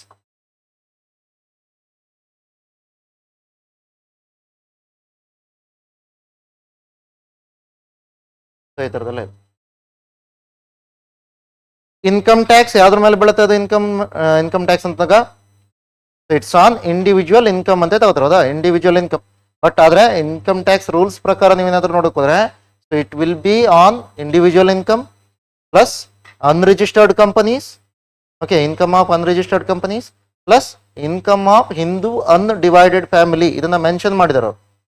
ಇದು ಮೂರರ ಮೇಲೆ ಈ ಇನ್ಕಮ್ ಮೇಲೆ ಏನ್ ಬರುತ್ತೆ, ಇನ್ಕಮ್ ಟ್ಯಾಕ್ಸ್ ಬರುತ್ತೆ, ಇನ್ಕಮ್ ಟ್ಯಾಕ್ಸ್ ಬರುತ್ತೆ. ಕಾರ್ಪೊರೇಟ್ ಟ್ಯಾಕ್ಸ್ ಯಾವ್ದ್ರ ಮೇಲೆ ಬರುತ್ತೆ, corporate tax will be on registered companies. Okay, company ಯಾವ್ದು ರಿಜಿಸ್ಟರ್ ಆಗಿದೆಯೋ ಅಂತ ಕಂಪನಿಗಳ ಪ್ರಾಫಿಟ್ ಮೇಲೆ ನೀವೇನ್ ಬರುತ್ತೆ, ಕಾರ್ಪೊರೇಟ್ ಟ್ಯಾಕ್ಸ್ ಬರುತ್ತೆ. ಕ್ಯಾಪಿಟಲ್ ಗೇನ್ಸ್ ಟ್ಯಾಕ್ಸ್ ರೀಸೆಂಟ್ ಆಗಿ ಯಾಕೆ ನ್ಯೂಸ್ ಅಲ್ಲಿ ಇದೆ ಅಂತ ಕೇಳಿದಾಗ ಲಾಸ್ಟ್ ಬಜೆಟ್ ಅಲ್ಲಿ ಏನ್ ಮಾಡಿದ್ದಾರೆ, ಕ್ಯಾಪಿಟಲ್ ಗೇನ್ಸ್ ಟ್ಯಾಕ್ಸ್ ಅನ್ನ ಜಾಸ್ತಿ ಮಾಡಿದ್ದಾರೆ ಅದಲ್ಲ, 12.5%, 15% ಅಂತ ಮಾಡಿದ್ದಾರೆ. ಸೊ ಅದನ್ನ ಏನದು ಕ್ಯಾಪಿಟಲ್ ಗೇನ್ಸ್ ಟ್ಯಾಕ್ಸ್ ಅಂದ್ರೆ, ಸಪೋಸ್ ಥಿಂಕ್ ಮಾಡಿ ನಾನೇನ್ ಮಾಡಿದೆ, ಸೊ ಒಂದು ಆಫೀಸ್ ಸ್ಪೇಸ್ ಅನ್ನ ಪರ್ಚೇಸ್ ಮಾಡಿದೆ ಇವತ್ತು ಅಂತ ಥಿಂಕ್ ಮಾಡಿ. ಸೊ ನಾನೇನ್ ಮಾಡ್ತೀನಿ, ಒಂದು ಆಫೀಸ್ ಸ್ಪೇಸ್ ಬೇಡ, ಜಸ್ಟ್ ಒಂದು ಲ್ಯಾಂಡ್ ಅನ್ನ ತಗೊಳ್ಳಿ, ಲ್ಯಾಂಡ್ ಅನ್ನ ಪರ್ಚೇಸ್ ಮಾಡಿದೆ ಇವತ್ತು. ಲ್ಯಾಂಡ್ ಅನ್ನ ಪರ್ಚೇಸ್ ಮಾಡಿದಾಗ ಅದೇನಿರ್ಬೋದು, ಇವತ್ತಿಗೆ ಫಾರ್ ಎಕ್ಸಾಂಪಲ್ ಬೆಂಗಳೂರಿನಂತ ಏರಿಯಾದಲ್ಲಾದ್ರೆ, ಸೊ ಅದು ಒಳ್ಳೆ ಏರಿಯಾದಲ್ಲಾದ್ರೆ ನಿಮ್ಗೆ ಏನಾಗುತ್ತೆ, ಸೊ 2 crore 3 crore ಈ ಥರದ್ದೆಲ್ಲ ಇರ್ಬೋದು ಕ್ರೋರ್ಸ್ ಅಲ್ಲಿ. ಸೊ ಒಂದು 5 crore ಕೊಟ್ಟು ಒಂದು ಲ್ಯಾಂಡ್ ಅನ್ನ ಪರ್ಚೇಸ್ ಮಾಡಿದೀವಿ ಅಂತ ಥಿಂಕ್ ಮಾಡಿ. ಒಂದು 5 ವರ್ಷ ಬಿಟ್ಟು ಅದರ ವ್ಯಾಲ್ಯೂ ಏನಾಗುತ್ತೆ, ಜಾಸ್ತಿ ಆಗುತ್ತೆ. ಸಪೋಸ್ ಥಿಂಕ್ ಮಾಡಿ ಡಬಲ್ ಆಗಿದೆ ಅಂತ ಹೇಳ್ಕೊಂಡು 10 crore ಆಗಿದೆ ಅದ್ರ ವ್ಯಾಲ್ಯೂ ಅಂತ ಥಿಂಕ್ ಮಾಡೋಣ. ಸೊ ಆವಾಗ ನಾನು ಅದನ್ನ ಮಾರ್ತೀನಿ. ಇಲ್ಲೇನ್ ಮಾಡಿದ್ದೀನಿ, ನಾನು ಆ ಲ್ಯಾಂಡ್ ಇಲ್ಲ ಅದ್ರ ಕ್ಯಾಪಿಟಲ್ ಇನ್ವೆಸ್ಟ್ಮೆಂಟ್ ಅನ್ನ ಮಾಡಿದ್ ನಾನು. ಸೊ ಈಗ ಆ ಕ್ಯಾಪಿಟಲ್ನ ಮೇಲೆ ನನಗೊಂದಿಷ್ಟು ಗೇನ್ ಸಿಗ್ತಾ ಇದೆ.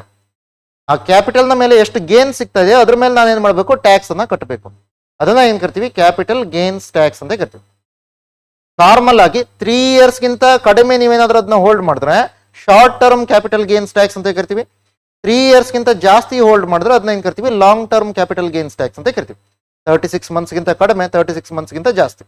ಅದನ್ನ ನೋಡಿ.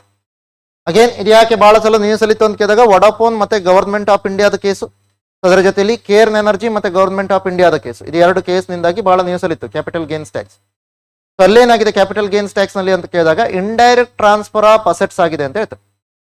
ಈಗ ವಡಾಫೋನ್ ಕಂಪನಿ ಬರೋದಕ್ಕಿಂತ ಮೊದಲು ಸೊ ಯಾವ ಕಂಪನಿ ಇತ್ತು ಭಾರತದಲ್ಲಿ, ನಂತರ ವಡಾಫೋನ್ಗೆ ಅವರು ಏನ್ ಮಾಡ್ತಾರೆ, ಪೂರ್ತಿ ತಮ್ಮ ಅಸೆಟ್ಸ್ ಅನ್ನ ಟ್ರಾನ್ಸ್ಫರ್ ಮಾಡ್ತಾರಲ್ಲ. ಸೊ ಯಾವ್ದದು,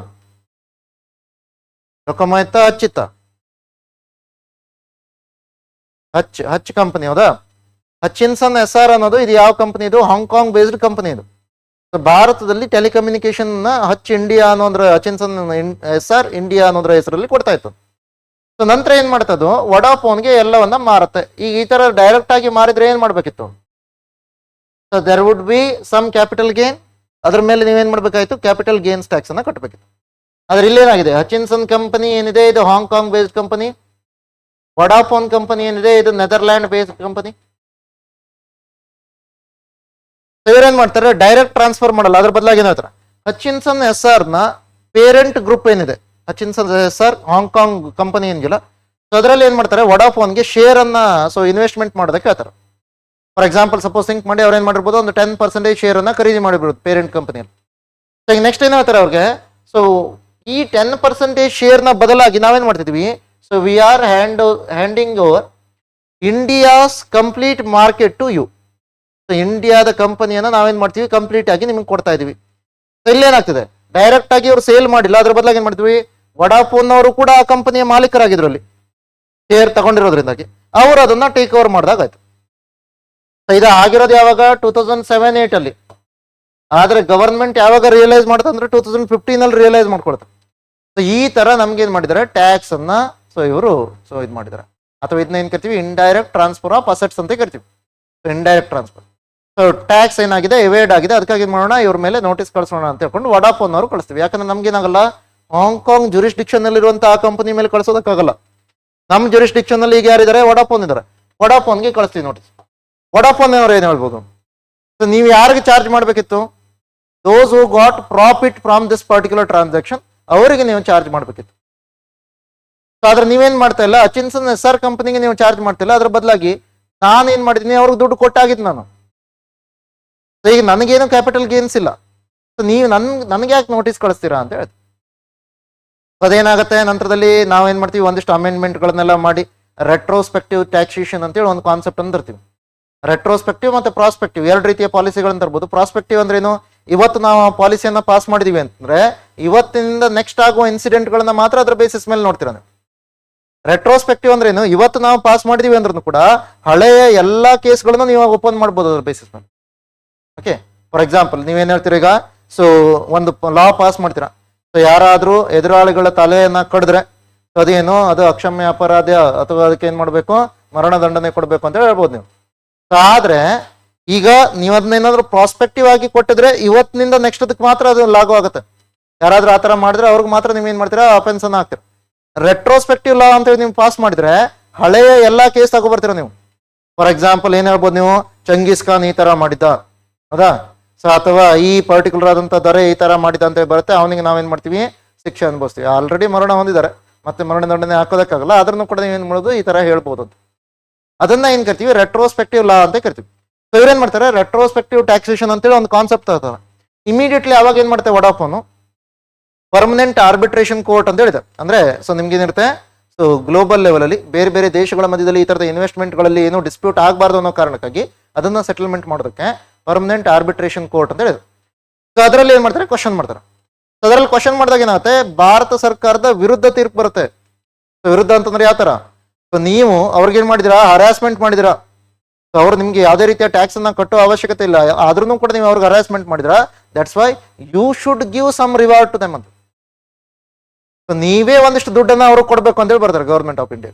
ಆವಾಗ ಗೌರ್ಮೆಂಟ್ ಆಫ್ ಇಂಡಿಯಾಗೆ ಏನಾಗುತ್ತೆ, ಅವರಿಂದ ಕೊಡ್ಲಿಲ್ಲಾದ್ರೂ ಓಕೆ, ನಾವು ಕೊಡೋದಂದ್ರೆ ಸ್ವಲ್ಪ ಕಷ್ಟ ಆಗುತ್ತೆ, ಅದಕ್ಕೆ ಏನ್ ಮಾಡೋಣ, ಸೊ ಕೋರ್ಟ್ ಇಂದ ಹೊರಗಡೆ ಇದನ್ನ ಸೆಟಲ್ಮೆಂಟ್ ಮಾಡ್ಕೊಳ್ಳೋಣ ಅಂತ ಹೇಳ್ಕೊಂಡು ಅವ್ರ ಹತ್ರ ಮಾತಾಡ್ತಾರೆ. ಆವಾಗ ಏನ್ ಮಾಡ್ತೀವಿ, ರೆಟ್ರೋಸ್ಪೆಕ್ಟಿವ್ ಟ್ಯಾಕ್ಸೇಷನ್ ಲಾಸ್ ಅನ್ನ ಎಲ್ಲವನ್ನ ಸೊ ಮತ್ತೆ ವಾಪಸ್ ತೆಗೆದಿದ್ವಿ, ರಿಪೀಲ್ ಮಾಡಿದ್ವಿ. ಸೊ ಆ ಥರದ್ದೆಲ್ಲ ನಿಮ್ಗೆ ಹಿಂದೆ ಇದು ಕ್ಯಾಪಿಟಲ್ ಗೇನ್ಸ್ ಟ್ಯಾಕ್ಸ್ಗೆ ಸಂಬಂಧಪಟ್ಟಿರೋದು. UPSC ಆಲ್ರೆಡಿ ಇದ್ರ ಮೇಲೆ ಕ್ವಶನ್ ಕೇಳಿದೆ. ಇಂಡೈರೆಕ್ಟ್ ಟ್ರಾನ್ಸ್ಫರ್ ಅಂದ್ರೆ ಏನು ಅಂತ ಕೂಡ ಕೇಳಿದೆ, ಸೊ ಅದಕ್ಕಾಗಿ ನೆನಪಿದೆ. ಸೆಕ್ಯೂರಿಟೀಸ್ ಟ್ರಾನ್ಸಾಕ್ಷನ್ ಟ್ಯಾಕ್ಸ್ ಅಂದ್ರೆ ಏನು, ಸೊ ನಾವೇನು ಸೆಕ್ಯೂರಿಟೀಸ್ ಅನ್ನ ತಗೋತಿದ್ವಿ ಅಥವಾ ಶೇರ್ಗಳನ್ನ ತಗೋತಿದ್ವಿ. ಈ ಶೇರ್ ಅನ್ನ ಇವತ್ತು ನಾನು ಪರ್ಚೇಸ್ ಮಾಡಿದೆ, ನಾಳೆ ಇದನ್ನ ಮಾರ್ತಾ ಇದ್ದೀನಿ ಅಂತಂದ್ರೆ ಸೊ ಅದರ ಮೇಲೆ ನಾವೇನ್ ಮಾಡ್ಬೇಕು, ಒಂದಿಷ್ಟು ಟ್ಯಾಕ್ಸ್ ನ ಪೇ ಮಾಡ್ಬೇಕು. ಅದನ್ನ ಏನ್ ಕರಿತೀವಿ, ಸೆಕ್ಯೂರಿಟೀಸ್ ಟ್ರಾನ್ಸಾಕ್ಷನ್ ಟ್ಯಾಕ್ಸ್ ಅಂತ ಕರಿತೀವಿ. ಸೊ ಇವನ್ ಮೊದಲು ನಮ್ಗೆ ಏನಿತ್ತು, ಶೇರ್ಗೆ ಸಂಬಂಧಪಟ್ಟಾಗಿ ಡಿವಿಡೆಂಡ್ ಡಿಸ್ಟ್ರಿಬ್ಯೂಷನ್ ಟ್ಯಾಕ್ಸ್ ಅಂತ ಕೂಡ ಒಂದಿತ್ತು. ಆದ್ರೆ ಅದನ್ನ ಏನ್ ಮಾಡಿದ್ರೆ, ಈಗ ಅದನ್ನ ರಿಪೀಲ್ ಮಾಡಿ ಅದನ್ನ ಇನ್ಕಮ್ ಟ್ಯಾಕ್ಸ್ ನ ಒಳಗಡೆ ತಗೋತಾರೆ. ಓಕೆ, ಇನ್ಕಮ್ ಟ್ಯಾಕ್ಸ್ ನ ಒಳಗಡೆ ಮರ್ಜ್ ಮಾಡಿದ್ದಾರೆ. ಇನ್ನು ಇಂಡೈರೆಕ್ಟ್ ಟ್ಯಾಕ್ಸ್ಗೆ ಸಂಬಂಧಪಟ್ಟಾಗಿ ನೋಡೋಣ. ಇಂಡೈರೆಕ್ಟ್ ಟ್ಯಾಕ್ಸ್ಗೆ ಸಂಬಂಧಪಟ್ಟಾಗಿ ಒಂದ್ ಯಾವುದು, ಗೂಡ್ಸ್ ಅಂಡ್ ಸರ್ವಿಸ್ ಟ್ಯಾಕ್ಸ್ ಅಂತ ನೋಡ್ತೀರಾ, goods and service tax, GST. ಇದೇನು, ಒಂದು ನೇಷನ್ ಒನ್ ಇಂಡೈರೆಕ್ಟ್ ಟ್ಯಾಕ್ಸ್ ಅನ್ನೋ ಕಾನ್ಸೆಪ್ಟ್ ಮೇಲೆ ಬಂದಿರೋದು. One nation one indirect tax. ಅದನ್ನ ಬಿಟ್ಟು ಮತ್ತೆ ಯಾವ್ದು ನೋಡ್ಬೋದು, value added tax, sales tax, ಈ ಥರದ್ದೆಲ್ಲ ಕಾನ್ಸೆಪ್ಟ್ಗಳನ್ನು ನೀವು ಅಗೇನ್ GST ಬಗ್ಗೆ ನಂತರದಲ್ಲಿ ಮತ್ತೆ ಡೀಟೇಲ್ ಆಗಿ ನೋಡೋಣ. ಯಾಕಂದ್ರೆ GST ಬಹಳ ಇಂಪಾರ್ಟೆಂಟ್ ಆದಂಥ ಟಾಪಿಕ್, ಅದ್ರ ಮೇಲೆ ಕ್ವಶನ್ ಬರುತ್ತೆ. ಸೊ GSTಗೆ ಸಂಬಂಧಪಟ್ಟಾಗೆ ನಂತರ ಡೀಟೇಲ್ ಆಗಿ ನೋಡೋಣ. ಸೊ ನೆಕ್ಸ್ಟ್ ಒಂದು ಟ್ಯಾಕ್ಸ್ ನ ರೂಪದಲ್ಲಿ ಏನ್ ಮಾಡ್ಬೋದು, ಈ ತರ ರೆವೆನ್ಯೂ ರಿಸಿಪ್ಟ್ ಬರ್ಬೋದು. ಇವನ್ ನಾನ್ ಟ್ಯಾಕ್ಸ್ ರೂಪದಲ್ಲಿ ಕೂಡ ಬರುತ್ತೆ, ತೆರಿಗೆ ಈ ತರ ನಾನ್ ಟ್ಯಾಕ್ಸ್ ರೆವೆನ್ಯೂ ರಿಸಿಪ್ಟ್ಸ್ಗಳು ಕೂಡ ಬರುತ್ತೆ. ನಾನ್ ಟ್ಯಾಕ್ಸ್ ಅಂತಂದಾಗ ಏನು, ಫಾರ್ ಎಕ್ಸಾಂಪಲ್ ಈ ತರ ಇರ್ಬೋದು ನೋಡಿ, ನೀವೇನ್ ಮಾಡ್ತೀರಾ, ಬೈಕ್ ಮೇಲೆ ಹೋಗ್ತಾ ಇರ್ತೀರಾ, ಆದ್ರೆ ಹೆಲ್ಮೆಟ್ ಹಾಕಿರಲ್ಲ. ಸೊ ಓಕೆ, ಸೊ ನಿಲ್ಲಿಸ್ತಾರೆ, ಒಂದಿಷ್ಟು ಫೈನ್ ಹಾಕ್ತಾರೆ.